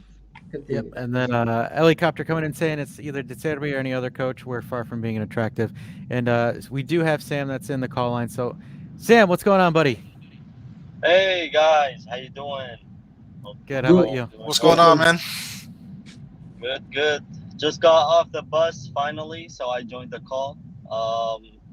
I actually wanted to say about Man U. You were talking about they have the same stats. Come on, man. Look how they play. They're playing these The, triangles, passes, attacking football, beautiful football. This is the same Man U that last season or that season before sucked. I mean, Think this is what I'm talking about. Yes, they have the same, exactly. Actually, that proves the point. They have the same stats, but we win 1-0, or we win like we won against Verona, and then they come, they play, they might draw or lose Man United, but at least they're playing something interesting, something entertaining. You feel like there's always the potential to scoring goals. It's not just about the result. Um, I think that like a coach who can flip the players that we have to like this. I don't know if he's the one, Serbi Italiano. I don't know, but someone who can just make the team click in the attacking. Like not just play defensive football or whatever. You feel like our team they don't practice attacking or what? What's going on? Like every time we have the ball, we don't know what to do with it. We're just it's playing it's um passes back. It's It's sad. almost like a Misplaced no. balls. It's yeah, it's just misplaced balls. It's just again, it's just a team with no synergy if you look at it from a tactical standpoint. And the thing is, again, for me, it's hard for me to buy on Ten Hag stock because Ole Gunnar Solskjaer came in, finished second in the league, and then they flopped the season after. So for me, for Man United to, or even Ten Hag to be a success, they got to show something with it, man. Because I can't right now. Because I've seen Louis Van Gaal, I've seen Ole Gunnar Solskjaer, I've seen Jose Mourinho, I've seen all these top guys, all these different coaches go into Man United. They have one or two good seasons, and then it just isn't sustainable after. So again, I'm not sitting here saying Ten Hag is a terrible coach or anything like that. I respect the guy, but I don't like using Man United as a benchmark. And I don't care about attacking football. We are Juventus. We are result based. That's why Allegri is failing because he is failing with the results. Let's be honest. Let's be honest. Yeah, His results yeah, aren't as good as it should be, and he's a result-based coach, and we are a result-based team. That's the thing. That's the core of our problem. Okay. Now, our main issue, as we said, how many times have we said, Stash, and we're 1000% correct? It's the board, steps from top down. The board and the sporting director. What's our project? Is our project actually youth development and flipping the youths we have, or is it to win now? Because we are trended between two stuff that we cannot afford. We cannot. We don't have the financial power anymore to afford doing both of them at the same time. Okay, Real Madrid, they have like 1,000 times more money than us, man. Like they got Chouameni for 100 million. They were gonna get Mbappe for I don't know how many million. We don't have that. We broke the bank on Dusan Vlahovic and have been crying ever since because of it. Because Allegri broke him and he's not stopping the ball and etc. etc. We're a team in desperate financial situation that needs to reflect on itself to go for the rebuild that has been stopping us. And Yeah. that's why I have a major issue with the thing with Alexandro. I don't know what your opinion is. That now that Gatti is playing, let's avoid playing Alexandro. Let's avoid triggering his renewal. Let's go for somewhere new because this cannot continue, man. We cannot give 9 million a year gross to a player like Alexandro. I think It's the Alexandro thing is not up to the board, isn't it? Is like is on his side. Like Depends it's if he appearance. hits. It's Depends if he appearance. hits 40. Yeah, we can control the appearance. Dot is playing very well. Danilo on the left is covering enough. Like some things we can control, we should control it. Okay, but like I said, the first starts with the sporting director and what he says. Forget about Allegri, what he said at the start of the season about, we should compete with title. Bullshit. If three of your key players are 7 months injured, how are you going to compete for the title? Tell us the truth. Tell us this year was going to be a year to balance the sheets. Every fan wouldn't be arguing and wouldn't be having this misfit on the social medias if they would knew that okay, this year we're gonna try to be the top four because we are financially cannot we don't have our squad is flawed and we cannot compete anywhere. We just need to fix the balance sheets because our year isn't gonna start this year, it's gonna be next. Nobody Yeah, would be and the thing is, if and I it's can like when we had respond Romeo Gresti on. Go ahead, Sam. quickly, sorry, Dash. You were saying about Juventus being a results club. Absolutely. I absolutely agree. I'm not saying we should be Man City or play tiki taka. like I don't want that. This is not the Juventus that I grew up watching and loving, you know. But at least we used to get results against small teams. We used to dominate. They used to be scared with us. Yeah. Now we can't even, like against small teams, you just struggle and struggle. There's nothing, no building, no creativity, no football. What I don't remember the exact match that we just played, like maybe 80 minutes in the defense and playing passes between Danilo and Bremen. Like this Sampdoria is against there's Sampdoria. Sampdoria. definitely something lacking. Yeah, Sampdoria. Oh my god. There's definitely something lacking there. These players should, and I think that when Allegri reached two Champions League finals The first team he had like a world class midfield. Yeah. Second team with Matuidi, Khedira, and Pjanic. Pjanic. Yeah, there was something about that team that they just know how to win. We don't have that anymore. There's Yeah, a that personality in the team. Have you that noticed it? And yeah, then that I'm sorry, one more go point. go ahead, go ahead. And then when you play with a big team, when you play Real Madrid or something, it's okay to sit back. We played with Chelsea last season and we won 1-0, and it was everybody was proud of that game. Like Chelsea who spent and who got players and everything, and we We're the played winner of the against them. CCI. They didn't have, yeah, they were exactly, they were the winners of Champions League. We played against them and they didn't have a shot on target, or they didn't have anything. I think it was Lukaku 87th minute chance. That was it. We were proud of that game. So it's not that like I want attacking football. I want, it's not that, but at least win against the small teams, and when it's necessary to adapt to the other team, a team that's bigger than you or whatever, like they have the possession, Barcelona tiki taka, then you play your game. You just adapt, you defend, you know, you show the green that in basically having one unity, one team, closing up the field, getting a goal here or a counter attack here and there. Now, oh man, I don't Sam, know. I You think totally get you. So let me just chime in real quick here. So, it's interesting that you guys brought that because, like, for example, back in the 2015, 2016, 2017, 2018 era, Allegri played a counterattacking football. It was a sit back, but counter and be decisive because he had playmakers that could do it. Miralem Pjanic was one of the best passers in the game in Serie A. Paulo Dybala was in his heyday because Paulo Dybala is a counterattacking threat, especially at Palermo. And shameless plug, guys. Rav and I made a video on Paulo Dybala's Watch that career on our video. The channel. video was so good. Yeah, I just watched it Yeah. before I got home. So watch that video, guys. It's a good video. So Rav and I spent a while making it. So the thing is why Allegri did very very well, and the interesting thing is Allegri ball, and Rav and I kind of covered it. Allegri ball shifted negatively when Ronaldo came into the squad because the reason why we were proud of the wins back then, even though we didn't play tiki taka, was because the second Barzagli, the second Chiellini, the second Buffon, or anyone made a save, who would we be watching? Pjanic or Dybala?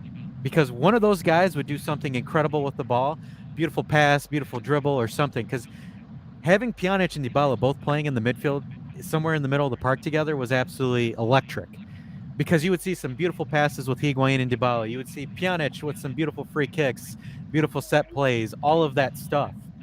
And that was Allegri's bread and butter. Because the reason why when Farad was asking us about where do you think Allegri would go, we said PSG or Real Madrid because again, they have those players that works to Allegri's system. And it's not really a system in it. You can say dinosaur tactics and all of it, but one of the things is like, for example, look at Carlo Ancelotti at Real Madrid right now. Who has the ball on his feet and dictating play? Paquita. Modric. Luka Modric, Luka Modric, Tony Cruz, right?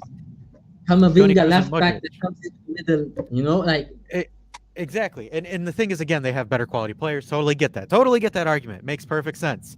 But the thing is again, it's like back then we had Juan Cuadrado that could actually run, that was really fast. On the left, we had Mandzukic that was literally ready to take your head off at any time. You had Lucas Dybala in the Costa. middle. You had Douglas Costa as well. And then you had Higuain at the 9. And then you had Dybala at the 10. So if I'm Miralem Pjanic, I can cook. Yeah, Bro, I so can then cook. why do we have to let Dybala go for nothing? I mean, he's the only one because assisting Dusan last year, like all the time. Yeah. So like, and like you said in his earlier video, which is really good, watch the Dybala video with Rav. Is like he was the best player, really, Dybala, last year. let's be honest, it was going on a staleness, and it was good for him and his Yeah. career. He's playing much better now. That's true. Because sometimes, okay, we can't, like, we hold on to Del Piero, we hold on to Buffon and stuff. Yeah. Not a lot of them are like that. Sometimes you need a change of scenery to give you that spark, and he got that spark at Rome. I know, I'm but happy it's so for depressing though, like that he's not here anymore. You know, Yeah, because but also makes you question Jay Medical because as soon as he left, he's Yeah. getting like more and more time, like he's injured consistently now on the again. field. So you want to know why Dybala is doing really well at Roma? Because you want to know what Jose Mourinho did? He let him play in the center of the field and told him, "You have to watch the center of the field." Because Rav and I kind of talked about it, and we said Dybala's his most dangerous as a number 10, as a support striker.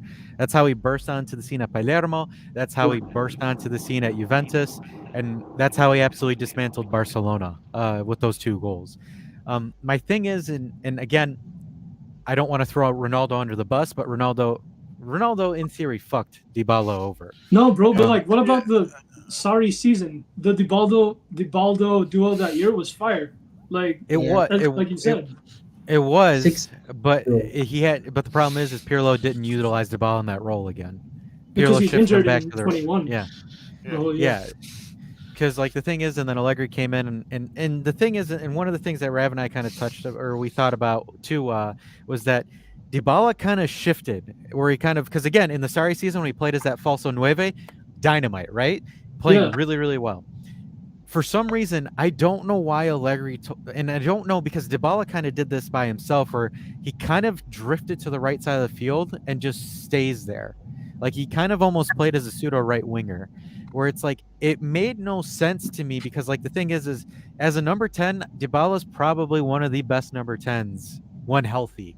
Absolutely physical, like insane. Like for example, if Allegri had Dybala on the team this season and Juventus played a 4-2-3-1 and Dybala played behind Vlahovic, yeah, Vlahovic easily has 15, 16 yeah. goals this season.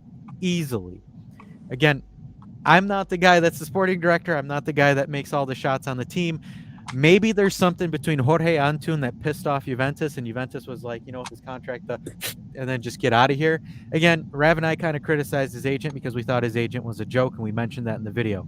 Um, again, health issues for Dybala as well, because that was part of the things that played into a factor of it. But again, Jose Mourinho, and it wasn't really Jay Medical per se. I think it was Jose Mourinho, because Jose Mourinho said, "Okay, Dybala, I think you should play only on the center of the pitch, not on the right wing. Stay in the center." And that's what he did. So Dybala played behind Tammy Abraham or whoever would be playing in front. And then again, Lorenzo Pellegrini is another, in a Yeah. sense, Miralem Really. Pjanic. Like another Milan Pjanic.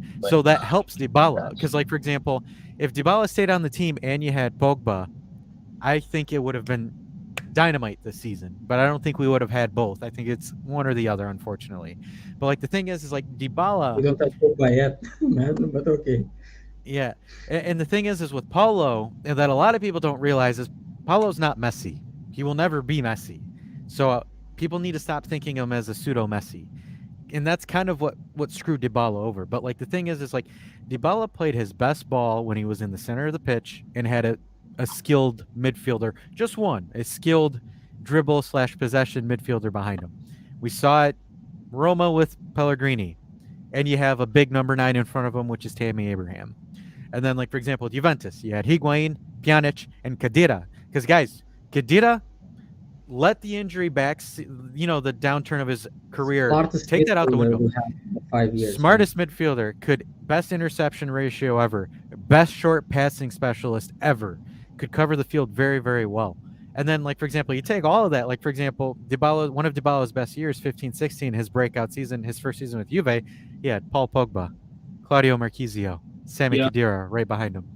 And that helped him out. But and then again, you take out Claudio Marchisio and you take out Paul Pogba, you have Loca. essentially, because and then you, like, for example, in 2016, 2017, where Dybala single-handedly dismantled Barcelona, you look at the setup, 4-2-3-1.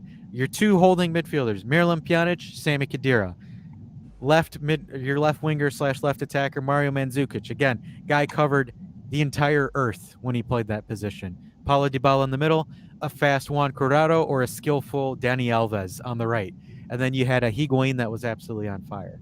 So, like, for example, if you were to take this season, in theory, you would say if we had Dybala and Allegri would do a 4-2-3-1, you'd have your back 4, you'd have Adrien Rabiot, you'd have Locatelli, and then you would have on the left, you would have Chiesa, you would have Dybala, and then you would have Cuadrado as your right wing, or maybe Kostic if This is Kostic dangerous, capable. Yeah, and then you would have Dusan Vlahovic. But the thing is I think the team took a bet on Paul, and it kind of blew up in their face. And then I'm done. You guys can go ahead and talk Speak your Yeah, pieces. I think part of it too was like I don't know about the contract, but I think they wanted to make a deal with him where he takes like appearance bonuses, I guess, and whatnot, but his salary got cut or whatever. And I thought that would have been fair, but I think it was like you said, it was part of his manager or whatever. Yeah, the They kind agent. of the agent kind of screwed it over. Oh yeah, he screwed over with Inter. He was gonna get double the money that he's getting right now with Roma. Like they were negotiating on a half a million, a million, and then it flopped. And then nobody wanted him for months until then Roma knocked it up to the door and said, But "Come." you know what? Eh, I love. He's my favorite player ever, Dybala. But didn't you notice like doesn't he learn anything from being with Cristiano every day? I don't think like he went over No, the line to become the best. But you have no. Cristiano there every day, and then in the summer you go to Argentina, you have Lionel Messi every day. So it's like, Man, if that was couldn't he learn something to become what he should have been? dude, if that was true, our characteristics of the whole team around Ronaldo would have improved, but it didn't. You know how many people would rely on Ronaldo to save our game? And even Bonucci was it that Yeah, said it once he left I would that say it annoyed me because the tactics literally was like, how do we get the ball to Ronaldo? And it was so one plain and dimensional. simple. Like, yeah, one dimensional. Like yeah, everybody knew what we were going to do. It's like, all right, they're going to find a way to get the ball to Ronaldo, and that's it. That's the plan. yeah. Yeah, and that's kind of the conversation that we had with Romeo, where Romeo was like, "Guys, you got to remember." He said in our podcast, he was like, "Guys, you got to," and I'm not quoting him entirely, but he's like, "Guys, Pirlo ball was essentially passed to Ronaldo and Inshallah. Like that was Yeah, really it for the most part. I mean, yeah, he had some interesting stuff, but he's like, think about it, because he's like Ronaldo had 30 goals that season with Pirlo, in over the league. 30. That's only in the league. That's Yeah, not all counts. so it was one of those things too as well, but. I I think anything, if anything, the root cause of everything was Cristiano Ronaldo. Like I hate saying it, and again, I'm sure I'll probably get disliked by all the Ronaldo fanboys that just happen to find this because the algorithm caught me saying Ronaldo. But financially, he screwed us over, in my opinion, because it stunted Paulo Dybala, and Rav covered that in the video. Because again, Dybala was the mainstay of the team, and then Ronaldo comes in. Dybala essentially becomes second fiddle. And to be honest with you, if I'm Paulo, in my head, I'm like, ah, shit. Because it's like, this used to be my team, but it's not my team anymore. It's Cristiano's team. Because again, Paulo Dybala can't sit there and tell Ronaldo, hey, man, you're playing for me. It's the other way around. And I think that stunted essentially Paulo's ascension to the top tier. Because Yeah, Dybala was what, top 20 in the world at the time? Easily top Yeah, 20. Guys, I'm being generous here. I'm not saying that, he's 20th in the world, but I'm saying, he's in that list. Arguably, I would say top 10 right after the 16-17 season. Arguably. did he have like 27 goals before Ronaldo came?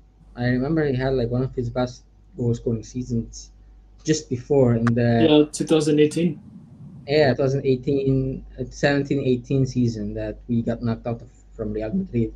That season he had 27 goals and like 9-10 assists with Allegri because Yeah, he was essentially our creator and our goal scorer. And then when Ronaldo came in, he was forced to play as the right winger, as a winger, but he doesn't have the pace anymore. At that time, he didn't have the pace to play as a traditional winger, and he slumped, and he was on a downward spiral. And he was not, and last year, if you remember very well, until COVID hit, he was very iffy, like on and off. And after COVID, once we resumed, he was amazing again and got us. Him and Ronaldo got us our title. And then with Pirlo again, it was a crash. With Allegri, it was yeah, he was injured. up and down with Allegri too. And in the end, it was good for him. He moved on. It was like happy for him. So, but people should just move on, guys. Like it's for best for him and his career. We have to stop focusing on that and focus on our team and how to make it better. Because if we Yeah. kept Ronaldo Dybala, I assure you, 10,000% we wouldn't have improved. No way, because he was getting stale and we were getting stale. Okay, it was a good termination of both. So I'm gonna Let's move start on transition. Dybala. Go ahead. Sorry, Dash. I'm just saying. I think I agree with you. We should just move on from Dybala. But at the time, I think the decision was to basically move on and play 3-3 and Chiesa, make Chiesa the man with Vlahovic. So that Sam, you're then cutting you out, get buddy. back. Your voice was cutting off. We couldn't hear you after Vlahovic. Yeah, Let me try. Is this better? Yeah. yeah. Yeah, Try go back to when you were saying 4-3-3 because that's when you cut out. Yeah, sorry guys. Okay, so I was saying, I think there was confusion in the management because at some point they wanted to switch the team, with Sari, want to play 4-3-3, Dybala's not fitting, and then you start switching the team, and then you decide you don't want Dybala, but Allegri is there. And Allegri, well, Dybala kind of fit in Allegri's plan, but we already decided to switch to 4-3-3 and depend on Chiesa, make Chiesa the main man. Got Vlahovic, so it's just confusion. Dybala was just a victim of that, I believe. and we go back to square one of not having a proper sporting director. If we Yeah. had a proper sporting director, we would have been cashed in on Dybala already, and we would have moved on already and went to another trajectory. I think I was Everything. gonna say.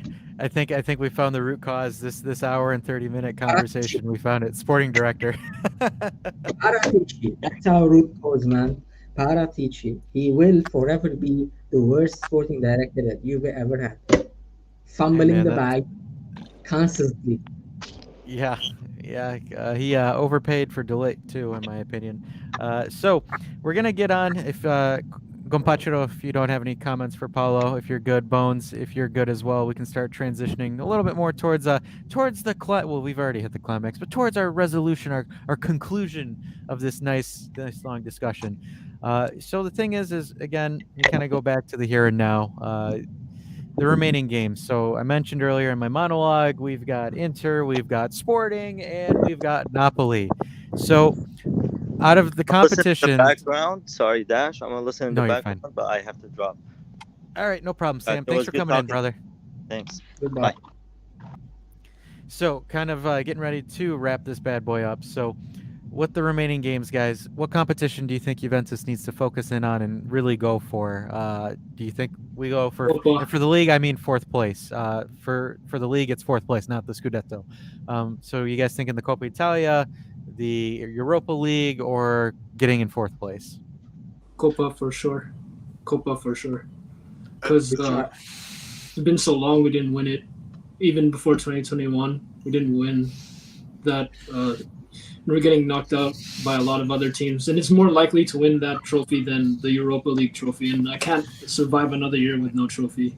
So I say, Going off what you're saying, I think letting go of like the whole Champions League for a season and just focusing on the rebuild and being okay with we're going to have to lose a little bit to build the squad up is something we need to focus on instead of keep trying to throw stuff, just throw players into wherever we can, and we're going to try to beat this championship and not make it because nothing was made to actually like win. Nothing was. We don't have a good foundation, pretty much. we don't have the financial power to do it. Yeah. Simply Yeah, enough. which is kind of Yes. ironic because I kind of wanted to talk briefly about this. So guys, Exor reported a $4.2 billion profit this year, the parent company of Juventus, and last year they had a profit of 1.1 billion. So, Mr. Elkin, He hint, hint, doesn't wink, want to wink. put any money. I know, Yeah. I Never know. was. is it just He, that they don't want to spend? The no, Agnellis don't want to spend? because as their grandfather did, as forever the Agnelli generation did, Juve creates his own money and uses his own money to invest in his own club. Okay. They are there as a backup plan in case Paratici happens again, where they influx 800 million into the club in over 2 years because of how many shit he did. Okay, they are there for that. but they are not Sheikh Saeed or Sheikh whatever that is in what's name PSG or Manchester City to put that money to the club. No, their investment. They have billions of companies to control. Yeah, and of course, it's always been that way. Like for example, the Elkin Group or the Exor Holdings. Again, if Juve's in financial ruin, they'll ingest funds just to make sure that again the club doesn't go bankrupt or anything like that. But again, they tell this Juve, you reap what you sow. You know, it's not like Madrid where they're getting subsidies from the Spanish government, where Barcelona and Real, especially Real. Here's one of the dirty secrets that you guys don't know about Real Madrid is like Spain funnels them cash. Yeah, Like they have a pipeline of money through the country Is it like itself. to wash their money, or just because they like Real Madrid? I think because the royal family, still the Spanish royal Yeah. family, they love They Real love Madrid. Madrid. That's Madrid. This is the royal club. So they Yep. under the table get money all the time, and they have endless money whenever they want to use it. The only problem is, you know why they cannot spend as before back in that last decade when they were dominating. Okay, they are still dominating, but they would spend a lot more on bail and stuff because now there is FFP rule and their TV rights money has gone less because of no more Cristiano Ronaldo and Leo Messi. That Mm. was giving them huge TV rights, giving them maximum capacity for the bypassing the FFP rule. Now they don't have that, so they are more less with the spending of the money, but they still spend a lot, billions times more than us. Yeah. In short, Gompachiro, instead of spending 300 million a transfer window, they just spend 80. Like it's still like for example, they're just like, Chouameni will buy him. Camavinga will buy him. Instead of like for example, buying Gareth Bale and James Rodriguez in the same year or something like that. Where you won't see Yeah, that, where you'll see like Galactico purchases, where you'll Yeah. see like a more tempered purchases where and this is kind of where and I gotta give it to Florentino Perez because he is a crafty devil.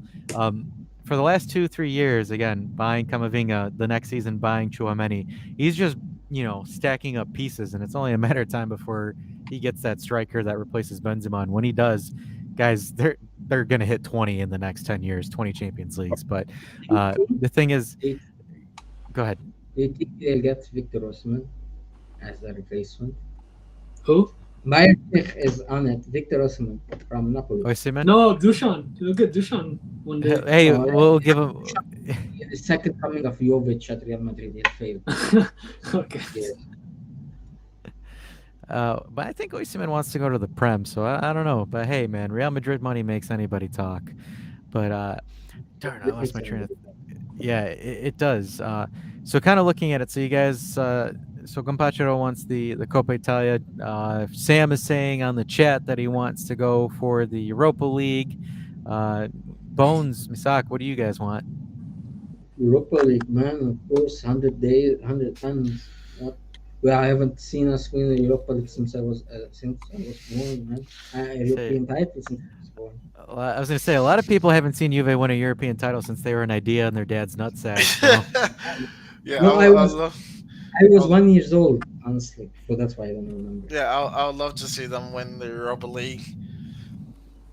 But the way that it's like the way they're playing I right have now is looking tough. Look, yeah, of course, but I have an issue with some fans that downplay the Europa League, thinking like it's like a Serie B championship. That's Are what you freaking insane, man? Are It's you not nuts? anymore. It's Yeah, not yeah, anymore. it's very competitive now. Yeah. I understand it's not Yeah. the Champions League. Hey, not the hoorah of the Champions League and get you a tattoo there and stuff. No, I understand that. But it's a Europa League. You respect it in its own merit, okay? Okay, a question for you guys. If you're gonna rank titles, how would you rank them? Like the best title to get to the lowest? Like The World between Cup, and then the. no, the club competition, club competition. Oh, okay. I don't know. Like for me, it's Champions League, Europa League, okay. Then comes Serie A, then comes the European Super Cup. You know, beating the Europa League or the Champions League winner, the Super Cup. Then comes the Coppa Italia. Then comes the Super Coppa Italia. Then comes the Club World Cup. Oh no, Club World Cup a bit higher than the Super Coppa Italia. Who cares about that? Anyway, you guys. Yeah. So, I I mean, can it's the agree same with for you. me. Yeah, Yeah, I it's agree. it's the same for me. It's not really anything. But the funny thing is, kind of talking about the Champions League, and it is well, it is the Champions League tomorrow. Uh, I'm gonna be honest here and say the Serie A side of the bracket for the Champions League is an absolute joke. Yeah, man. Like that to me screams more Europa League than the Europa League quarterfinals this year. Outside of What, like maybe, go ahead. what do you mean? Like, elaborate on that. So like for example, the matchups. So like for example, I think Sevilla and Man United is a better matchup than Milan and Napoli in my opinion. Like I hate to be that Ah, guy. okay. And then like for example, Juventus and Sporting I think is a better matchup than Inter and Benfica. Because in my opinion, Benfica dropped the bag. Benfica should have ran through Inter. Yeah, didn't you guys Like want Benfica to smack them like they smacked us in yeah. like the fall? Now, I was like, now I sit here looking like a dumbass because all these Interistas are like, ha ha, I thought Benfica was a scary team, they man. are. What was that? They are. I just don't know why they decided to shit the bed against you guys. That's Because the stupid. thing It's is Amber like, Heard to bed. yeah, like the thing is like, bro, the thing that bothers me is Inter cannot get a goal in open play to save their lives and somehow score two against Benfica. It's they all count as one goal though. They all count the same. I, So I that's an know, I argument that know. I don't care about. I know, but But yeah, it's just for me. It's like offensively, even against Monza, I watched that game. I sat through that game, and I was just like, "Holy smokes, these guys are dreadful." But again, they somehow beat Benfica. But like for example, the Champions League, Real Madrid and Chelsea. That's just I don't even view that as a matchup with how Chelsea is this year. The only enticing matchup this season, and folks, we got to take our Serie A bias out of this. The only good one, and that ended up being a wash, was Bayern Munich, Manchester City. And that ended up being a wash because Bayern Munich is completely stupid for bringing in Tuchel literally 2 weeks before this match. So it's like literally that. Like, for example, if you look at the Europa League, Sevilla, veteran Europa League winner against Manchester United and Ten Hag. Great matchup. And thanks to Harry Maguire, I've got plenty of memeable content thanks to you. And then, like, for example, with us in sporting, Juve and the narrative against Portuguese teams in European competition knockout rounds. That's something that's good there. Roma with a surging Feyenoord team. I think it's Feyenoord, right? Correct me if I'm wrong, folks, but I think so. that I think it is. And then, like for example, you have the Belgian team. I think that's never made it this Yes. far before. Go up against Saint-Gilloise. Go up against Bayern Leverkusen and get an equal and get a draw out of it. Like to me, the Europa League games got more stories than the Champions League games got right now. Because right now you've got AC Milan beating a legless Napoli. Napoli because Osimhen wasn't at 100%. And then, like for example, this second leg is going to be ridiculous because Kim is suspended, their best midfielder suspended, and then Victor, we don't even know if he's at 100%. And then the fact that Milan knows how to pocket Kvaratskhelia is insane to me. But like that to me, like for example, the fact that Milan didn't make that 2 or 3-0 because they were up a guy with 20 minutes to go was absolutely. I'm Yeah. sitting here like, you have got to be kidding me.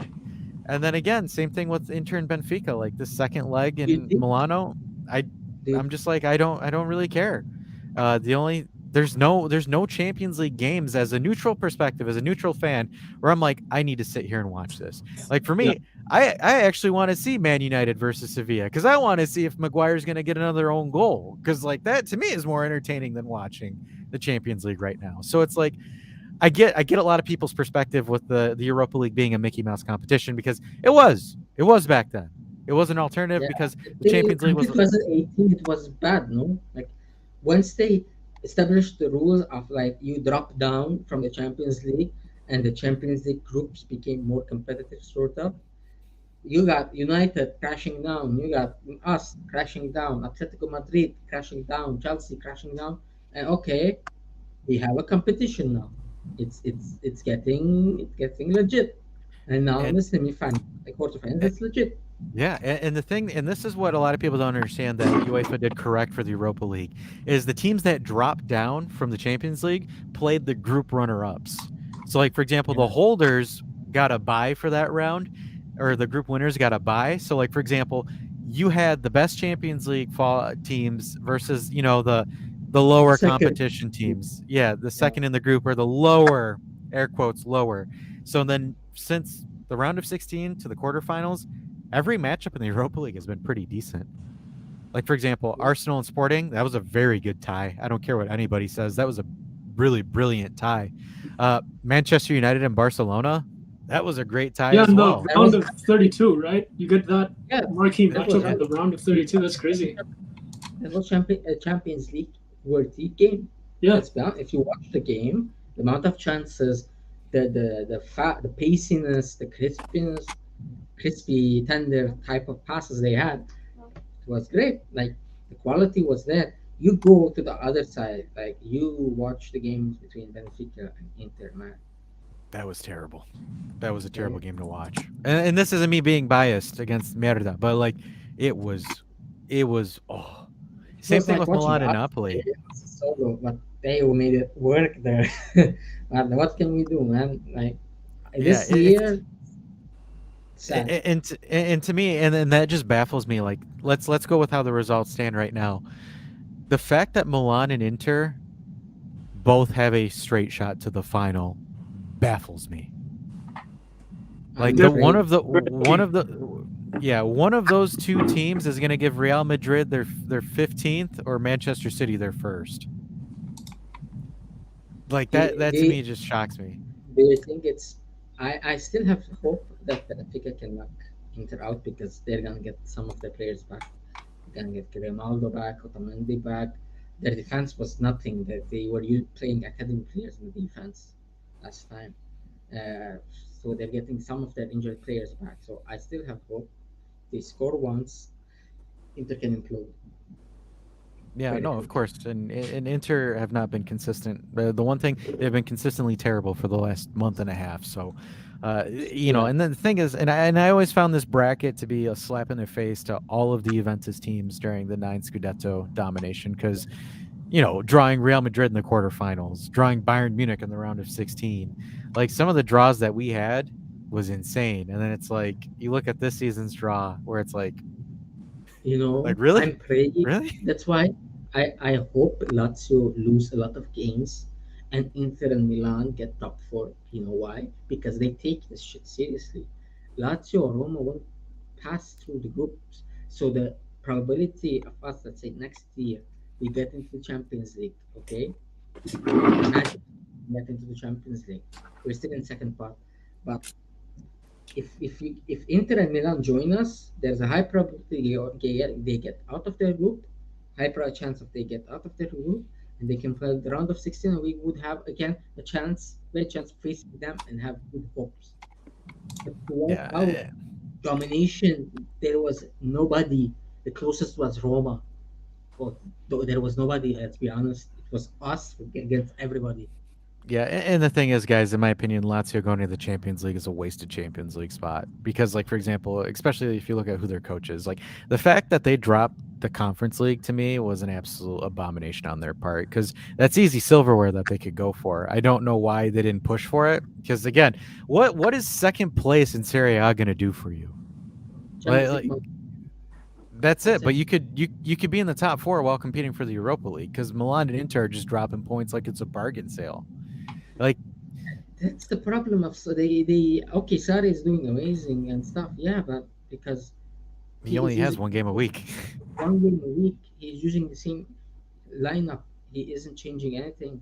That's why Milan and everything are dropping points because we're playing every 3 4 days and we don't have enough depth to continue what we want to do, which is get the goal, get 2 goals, and just bunker down. We don't have the depth to do that. And yeah, great job, Sari. Amazing. Play once a week. Nice. There's a water polo team that actually threw some shade at Sorry because they're like, hey, don't worry, we play competitions every 3 days too, and we somehow still have it managed to do squad rotation, and we only have a team of 16. We don't need a team of 30. Because I saw this one joke where Sorry made this in an interview. I don't know if he was being serious, but he's like, "Yeah, I need roughly about like a team of 25 players just so I could compete in three 33 fronts." said, he said 33 players, 11 each time. And the water polo team said, like, yeah, we have 8 players and we're playing 3 times a week. What are you talking about, man? Learn from us. So yeah, that's why it was good to sack Sari because he isn't the coach for a big team. Let's be honest. He isn't the coach for a big team. For a Yeah, team based free competition isn't right. Okay, but Paratici is a dumbass that signed him in the first place. Yep, and David talks about this saying, but Lazio still got in their position. Again, yes, credits to those guys as well. Even if it's horrible, it's their respect to shit in the Champions League next year. And that's the thing. Again, for me, it's the coefficients. Like, for example, Milan, Napoli, and Inter did actually a solid for Serie A. They raised the coefficient up by a lot by placing in the quarterfinals. And in theory, two of them will go in the semifinal and one in the final. So that's going to be, again, that's going to do Italy a solid. Roma did us a solid by winning the Conference League. Hopefully, this is again my hope is a Juventus Roma final because I'd love to see Allegri versus Mourinho in a final. But again, if those two place in the final and say that we have all Italian like three Italian teams in a final or four in theory, Yeah, but if we Frank have Miller. multiple, yep, if we have multiple Italian teams, our Serie A coefficient is going to go whoop, which helps Italy and it helps a lot of it helps the league, even though screw Gravina, but it's going to help. Essentially, it helps the health of the league. Again, more people want eyes on the league. More people are going to look at the league. For example, when La Liga was dominating and this is the beauty about Messi and Ronaldo. Messi and Ronaldo actually helped La Liga or helped all the smaller teams in the La Liga eat. Because, like, for example, in the Europa League from 2010 to 2018-19, there was always a Spanish team in the final. Yeah, Sevilla. Yeah. Sevilla. But I feel like Atletico. part of it is like his own Serie A's fault. They don't invest anything back into their to the stadiums or anything. Like, There is no money, boys. They are but poor. yeah, I get that. But like, not even having not even having high definition cameras. I mean, Not Yeah, even having enough cameras for offside to see that. Yeah. yeah, And just I mean, keeping Benucci on side. So hey, you guys know for the Champions League match against Napoli in the San Siro, the VAR cameras were not working during that match. Which game? For Napoli, Milan. Milan VAR was not working. That's crazy. In the freaking San Siro, man. but Like, yeah, but I feel like they should be getting enough money to at least this kind of stuff, like it's because all that brings more revenue eventually because you're getting better pictures and better ways for fans to watch your games. The So- go ahead, is the Misak. TV is the TV rights. They have mishandled this TV rights for about 15 years now. I said it last year. They signed a contract right now in the Middle East, okay, with a Dubai channel, right? They're gonna get 100 million euros on a 3-year contract. That means that 100 million is split to 33 per home court season. advantage. I'm sorry. Okay, okay, listen. Be in Sports, if you know, was offering them 400 million for 4 years. That means 100 million per season, per annum. Okay, and Juventus, for example, would have gotten, because it's a big club, they would have a bigger percentage. Okay, they would have gotten about 20% of that alone. Alone, that's 20 million. Instead of getting 20 million, we are getting six right now. Okay, can you that's like one small example of the mismanagement of this dumbass league. Okay, sorry, not 20, 25 million. That's 20% of, oh, no, 20, I'm correct. Yeah, so that's an example. They have mismanaged this money in every place. Okay, even in America, the money isn't as good as it should be. Okay, the coverage, I don't know, Dash, you can talk about it. The coverage has been better compared to before. ESPN has been shit, I know. They don't cover it well. Now they're covering better, etc. etc. Paramount's trying, but again, it's Cringy, it's cringy very much. But the money speaks. If you have money, you can invest, and it's a cycle. And the thing is, they have mismanaged it to favor. They if they had a brain, they would give it to a company like La Liga is doing. By the way, La Liga right now has the second most highest what's the name TV rights. They have a billion per year per annum. Okay, Premier League is 4 billion. They are a billion. We are at 200 million. Okay, see the gap. Eventually, La Liga teams are gonna cross us and gonna be like a mini Premier League. Okay, they're going to be the second category. But we have dinosaurs. That's the issue at Italy.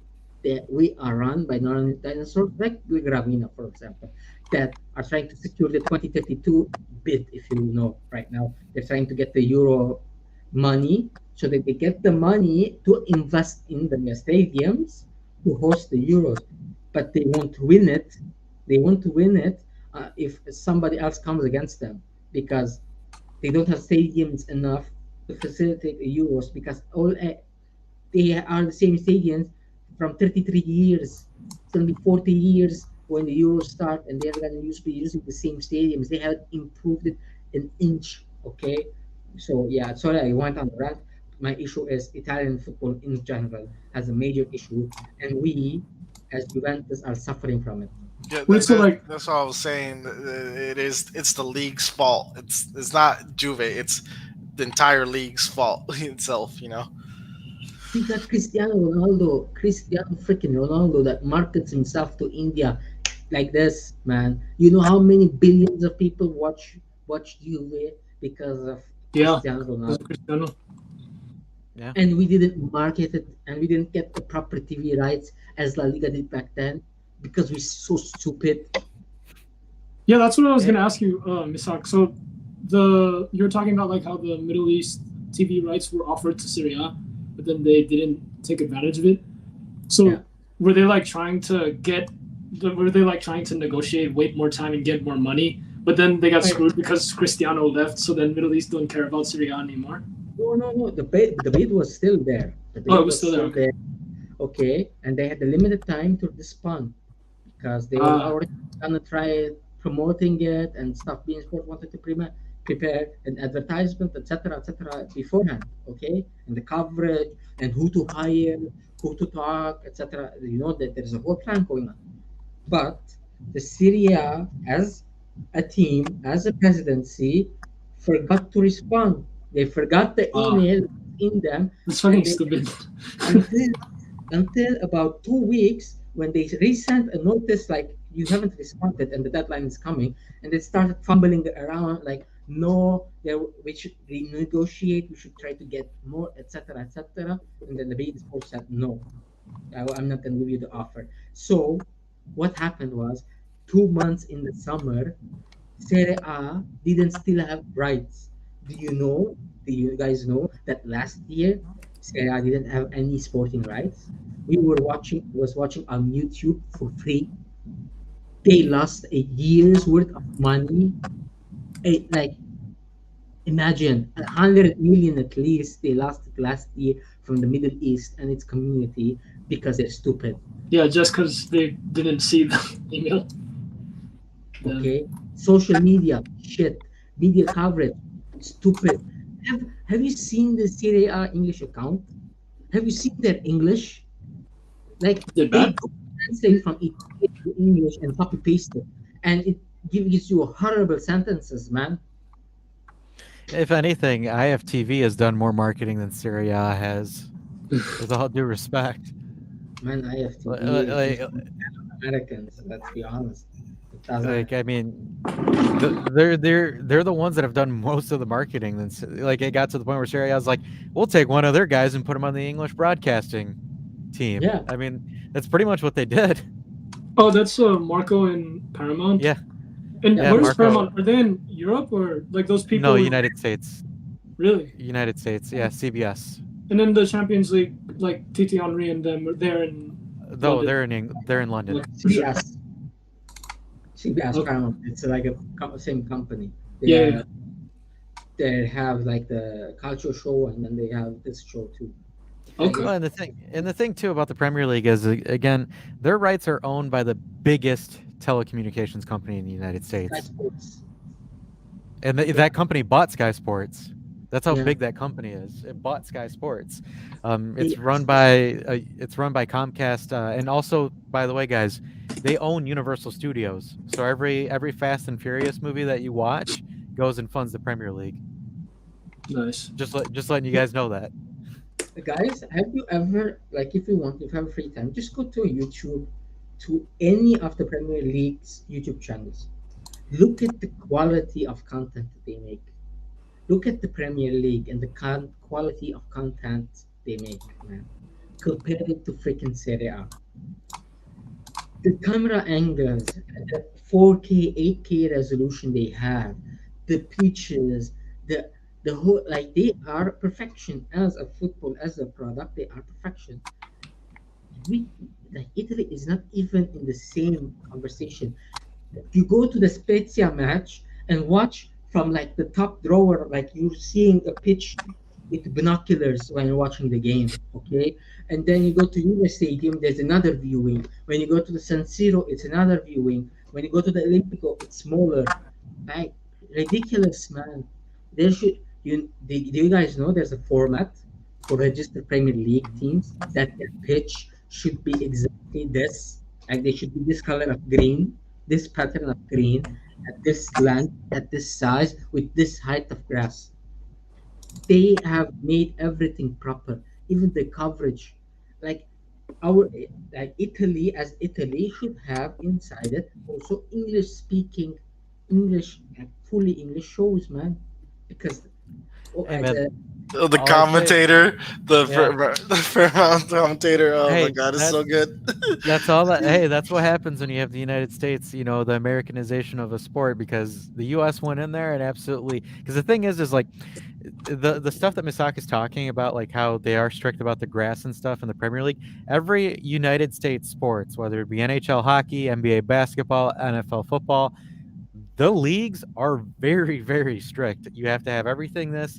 All 32 teams have to have the same camera angles for X, Y, Z, same setup for this and this. So the one thing that the United States does very, very well when it comes to their sports is leveling everything out. Everything needs to be the same. And again, like for example, the NFL is the highest, outside of cricket in India, is the highest generating revenue league in the entire world. And who guess who's right next to him? The Premier League, who is also, because like for example the NFL is so big it takes three of the biggest broadcasting companies to host it. But like for example the biggest one, which is Comcast Universal, NBC Universal, is the one that has the Premier League, and they bought Sky Sports. That's the crazy thing. They bought Sky Sports. They own it. So it's like they were like, how do we make our European market better? Because we have the Premier League now. Oh wait, let's buy it. And guys, Comcast, NBC Universal didn't get the Premier League until 2015. And you guys notice from 2015 until now, the Premier League went from us bantering and trolling all the English teams that can't make it past the round of 16 to whoop. Because here's the funny thing: the owners for Liverpool are the same owners that own the Boston Red Sox, an American owner that put all of that into it. The only team right now that's foreign owned is again Man City. But like for example, Chelsea, American owned. Again, we can banter them all they want. And Newcastle United, American owned by the Glazers. The Glazers own the Tampa Bay Buccaneers. yeah. So, I mean, it's cool that it's also starting to pour into Serie A where we're seeing a lot more American owners. Hey But guys, punching out. Gotta see help ya. groceries. See ya. Thanks for Yeah. having me. No worries. Yep. But like again, you see a lot more American owners, and the Premier League is getting that United States money because the United States, when it comes to their sports, they invest heavily in their sports because that's one thing we're good for is putting a crap ton of money in our sports. Also, also, we don't utilize influencers as we should. Okay, like you see, for example, Rihanna coming to watch our games. Yeah, you see a picture and her holding a T-shirt or something. But if you see the Premier League, what they do when LeBron James visits Liverpool, that's a whole show. The cut scene, going inside, going outside, promoting the shit to the maximum. Do you see anything with Rihanna when doing it? Like, we have, like, Italy has a problem.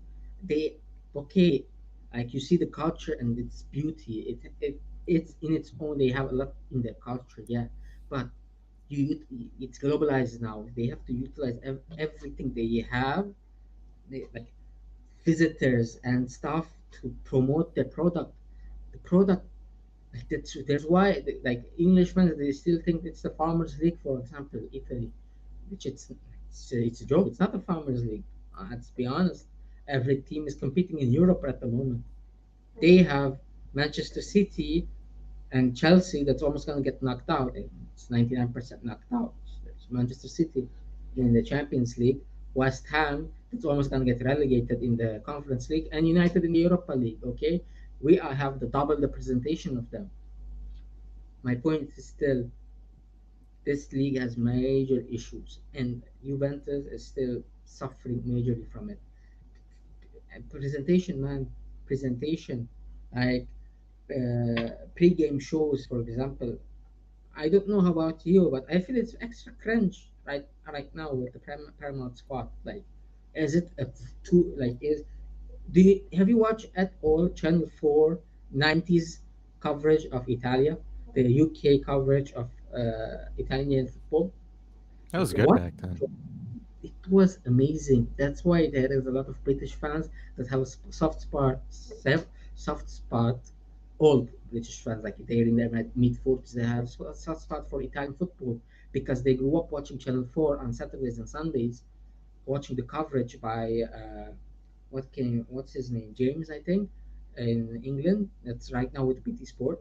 How he covered Italian football, the key terms, the like what's a fuori classe, what's like a what like a fantasista, what's a fantasista, what's a regista, the names, how, the the art, like Italy is an art. Like you see how much art there is, and there is no promotion of that art, which is sad. It's very sad, man. And everything, the whole product is suffering because of mismanagement from dinosaurs. They are dinosaurs. Allegri is not a dinosaur compared to the heads of FIDC. Yeah, 100%. And speaking of FIGC, so guys, there has been some big news that has dropped. Luciano Moji's thumb stick drive. There are some things. I believe Gigius Juve has made a video on it, guys. Again, I haven't read all of the news yet, so I would rather not cover it without knowing everything. And I know Beppe has actually published a lot of stuff on regards to it. So check it out, guys. You're gonna see some interesting stuff, man. Some of the presidents and some of the things that have been said about, essentially trying to take Juve down for sure. But Nima is losing his mind on Twitter right now, so you know that there's got to be some weight to it because he is absolutely going bonkers and blocking any Juventini from commenting on his tweets. So that must mean it's definitely something juicy. But I I'm love gonna read. Lima, so I will just put Luciano Moji, the recent one when he's Yeah, smoking the cigar. I'm just gonna quote tweet and just put that photo, man, just like that, and no comment. Man, I just love like Chan Emoji, man. His whole gimmick is just so funny. no, definitely. So we're past the 2 hour mark. I'm gonna read some comments and then I'll sign you guys off because I think you guys are getting tired, and I know it's really late for you, Misak, and I think you need to go to sleep soon. I was gonna ask you about the coaches, man. Okay, go You ahead. guys' Ask me. opinion on the coaches. Let's see. Like an ideal world, okay, we got a sporting director, let's say. Okay, and you wanna assign a coach. He's gonna assign a coach. Who would you favor right now? Realistic. Let's go realistic. Not Pep Guardiola, okay? Realistic. To be honest with you, I don't know. It's tough because, like, for example, I think the easy answer is to say De Zerbi, right? That's the easy way out. But to me, I Yeah, don't want to say De Zerbi. I think it's an easy way out. and it's Um, not realistic. Let's be yeah, honest. for me, it wouldn't hurt to say Gasparini. I don't think it'd be catastrophic just because a lot of teams are playing with a back three and he plays with a back three. That's one thing because I'm kind of curious to see what Gasperini could do outside of Atalanta. That's one of my things that kind of strokes my curiosity. Yeah, because I would say for Gasparini, I always felt like he has all he was missing was a bench. Like to get Atlanta where really that next level, I think all he was missing was a bench. In my opinion, he is a three-man backline Mauricio Sarri. He Yeah, plays fantastic I could football and agree. stuff, but he's not for a big club. And he failed at Inter. If you remember, in 3 months he got I sacked. know. Yep, and then that's why I said that's why one of those things where I said you got to be careful with Duterte because if you bring him in, he does the same thing that Gasperini does. Everyone's going to axe him in 2 or 3 games. But to be Honestly, honest, right now, I am more and more getting impressed by Vincenzo Italiano because his approach has changed in the games. He's going more result based. He's still his result based is different than Allegri's. It is more possession based, result based. Like he tries to maintain possession, but he doesn't make it so like he is susceptible to counters. Let's say, I okay, gotcha. like he is getting the defense working properly now. Attack isn't as fluid as it was with Vlahovic, but it was chaotic back then. Like they were 7 men in the box and stuff, and they were getting scored on easily. So But you're saying he's maturing. he is maturing because if you remember, when we faced them and we beat them, they were on the verge of relegation. They were like 14, 15th place, right? If you Yep. remember, they barely were winning any games. They were losing every game. So he changed his approach to a more pragmatic ideologue, which is currently the most, for me, it is the most successful current method. It's not a full pragmatist. It's not a full ideologue. It's someone between that knows how he wants to play, but he knows that the most important thing is to win the games. So that's why for me right now, he is growing on me. Not because of the attack. No, it is because of the defense. To be honest, they haven't That yeah, getting go better. ahead. They haven't. They are one of the in the last 16 games. They're one of the best defenses in the league. Yeah, and to be honest with you, I'm gonna go with you there. I wasn't a big fan of him because again, he seemed like throw everything up front and whatever happens happens in the back. If he does maintain this more tempered or this more pragmatic approach while it's possession, while not as you know, where it's not we play with a low block, we play with a high block, but we control a high block, I'm for it. I'm okay with it.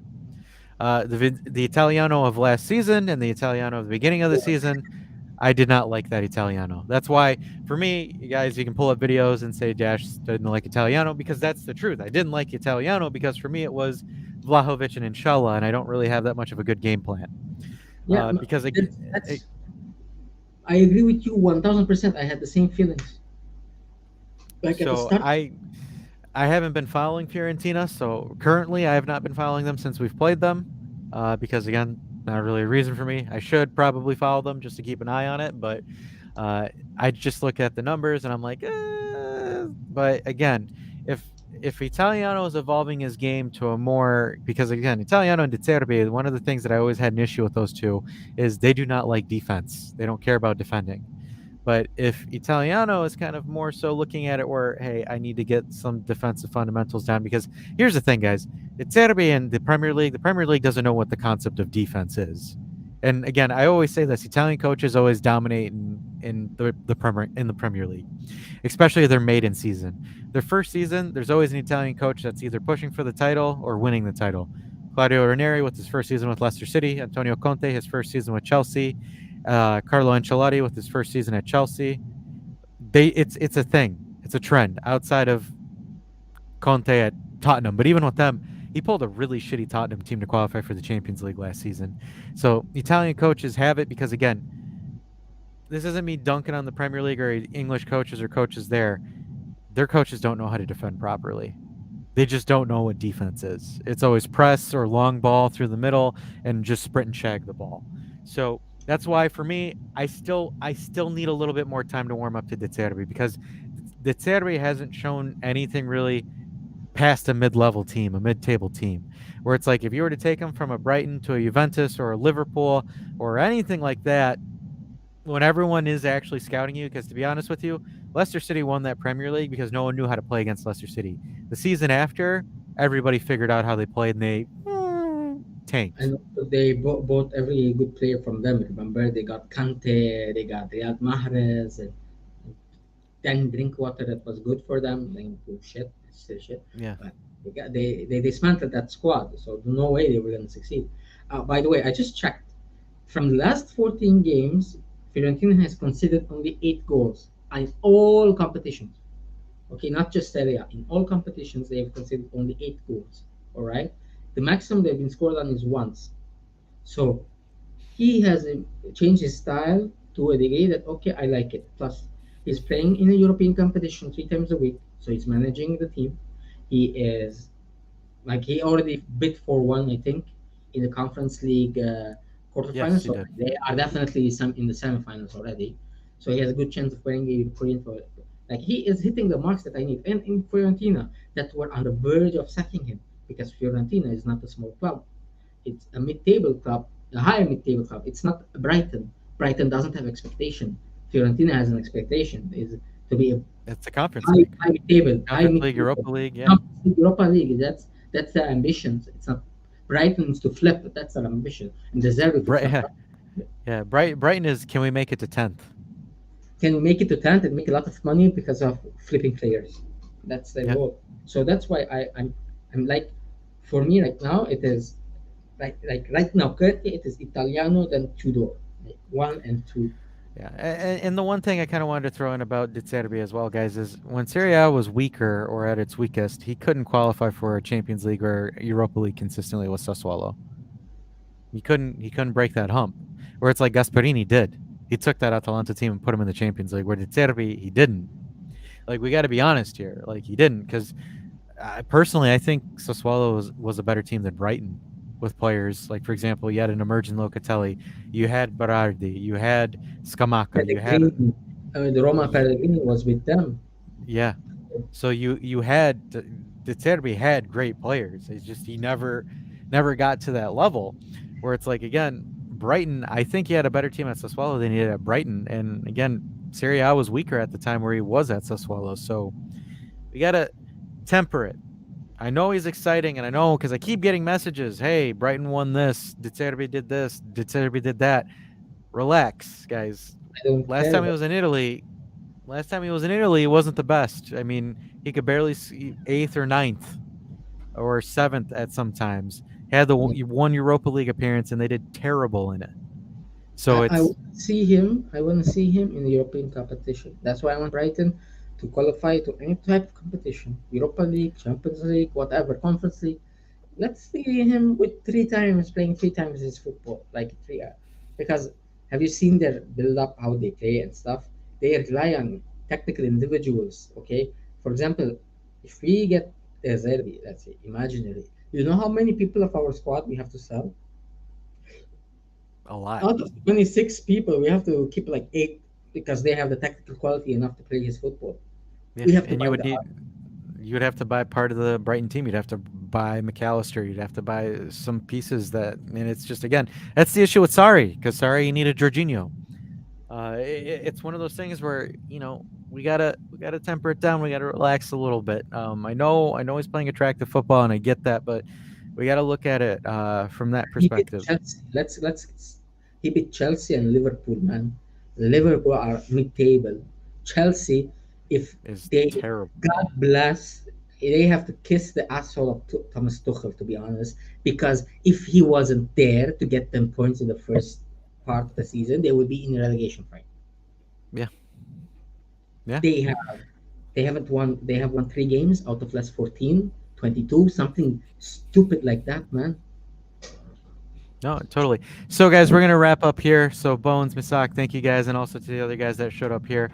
If you guys have any comments, throw some final closing thoughts, guys. But again, thanks for watching the video, guys. This was a long one. This was a good roundtable talk. We had fun. We had a bunch of people cycling in and out, giving their thoughts and their opinions and stuff. So, super cool. Shout out to Farad, Sam, Gombachiro, and to you two guys as well. Again, Dave couldn't be here with you guys. Dave is battling the flu, and Dave will be back soon, hopefully, because I need my partner in crime.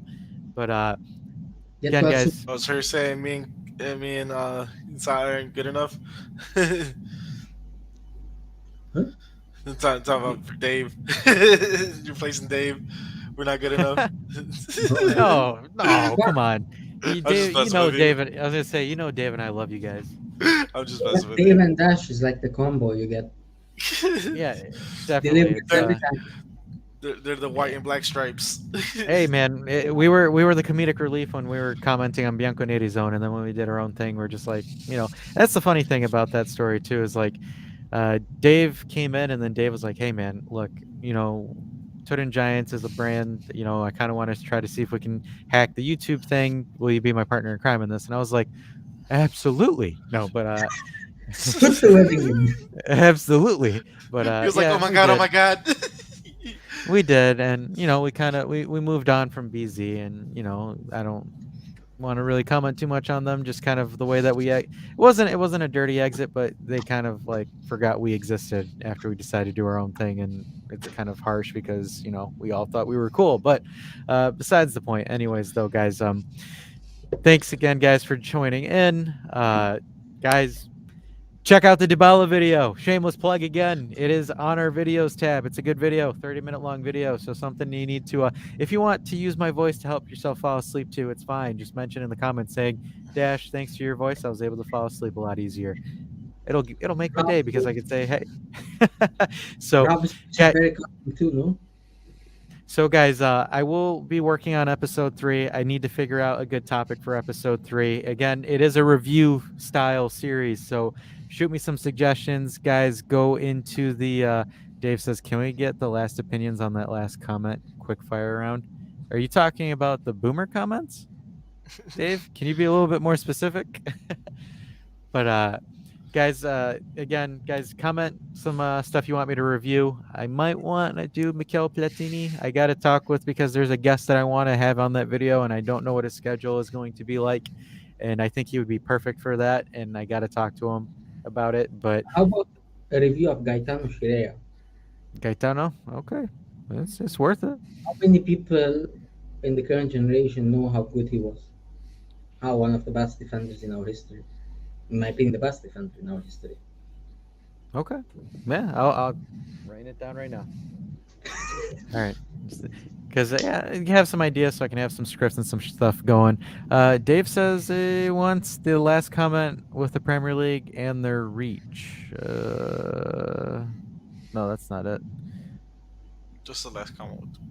Oh, yeah. Can we get the last opinions on the last comment? Quick fire round.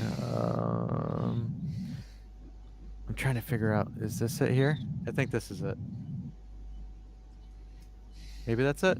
LeBron posting a story with a Liverpool scarf. No, I don't think that's it. Dave, can you just type in your question or the thing you want us to do, and we'll just do it from here. Maybe the one And- higher. The presentation from Sky is incredible, I think. I think it's that one. A bit higher, but NFL is hated by fans here. It's packaged really well. EPL model's the same, still crap.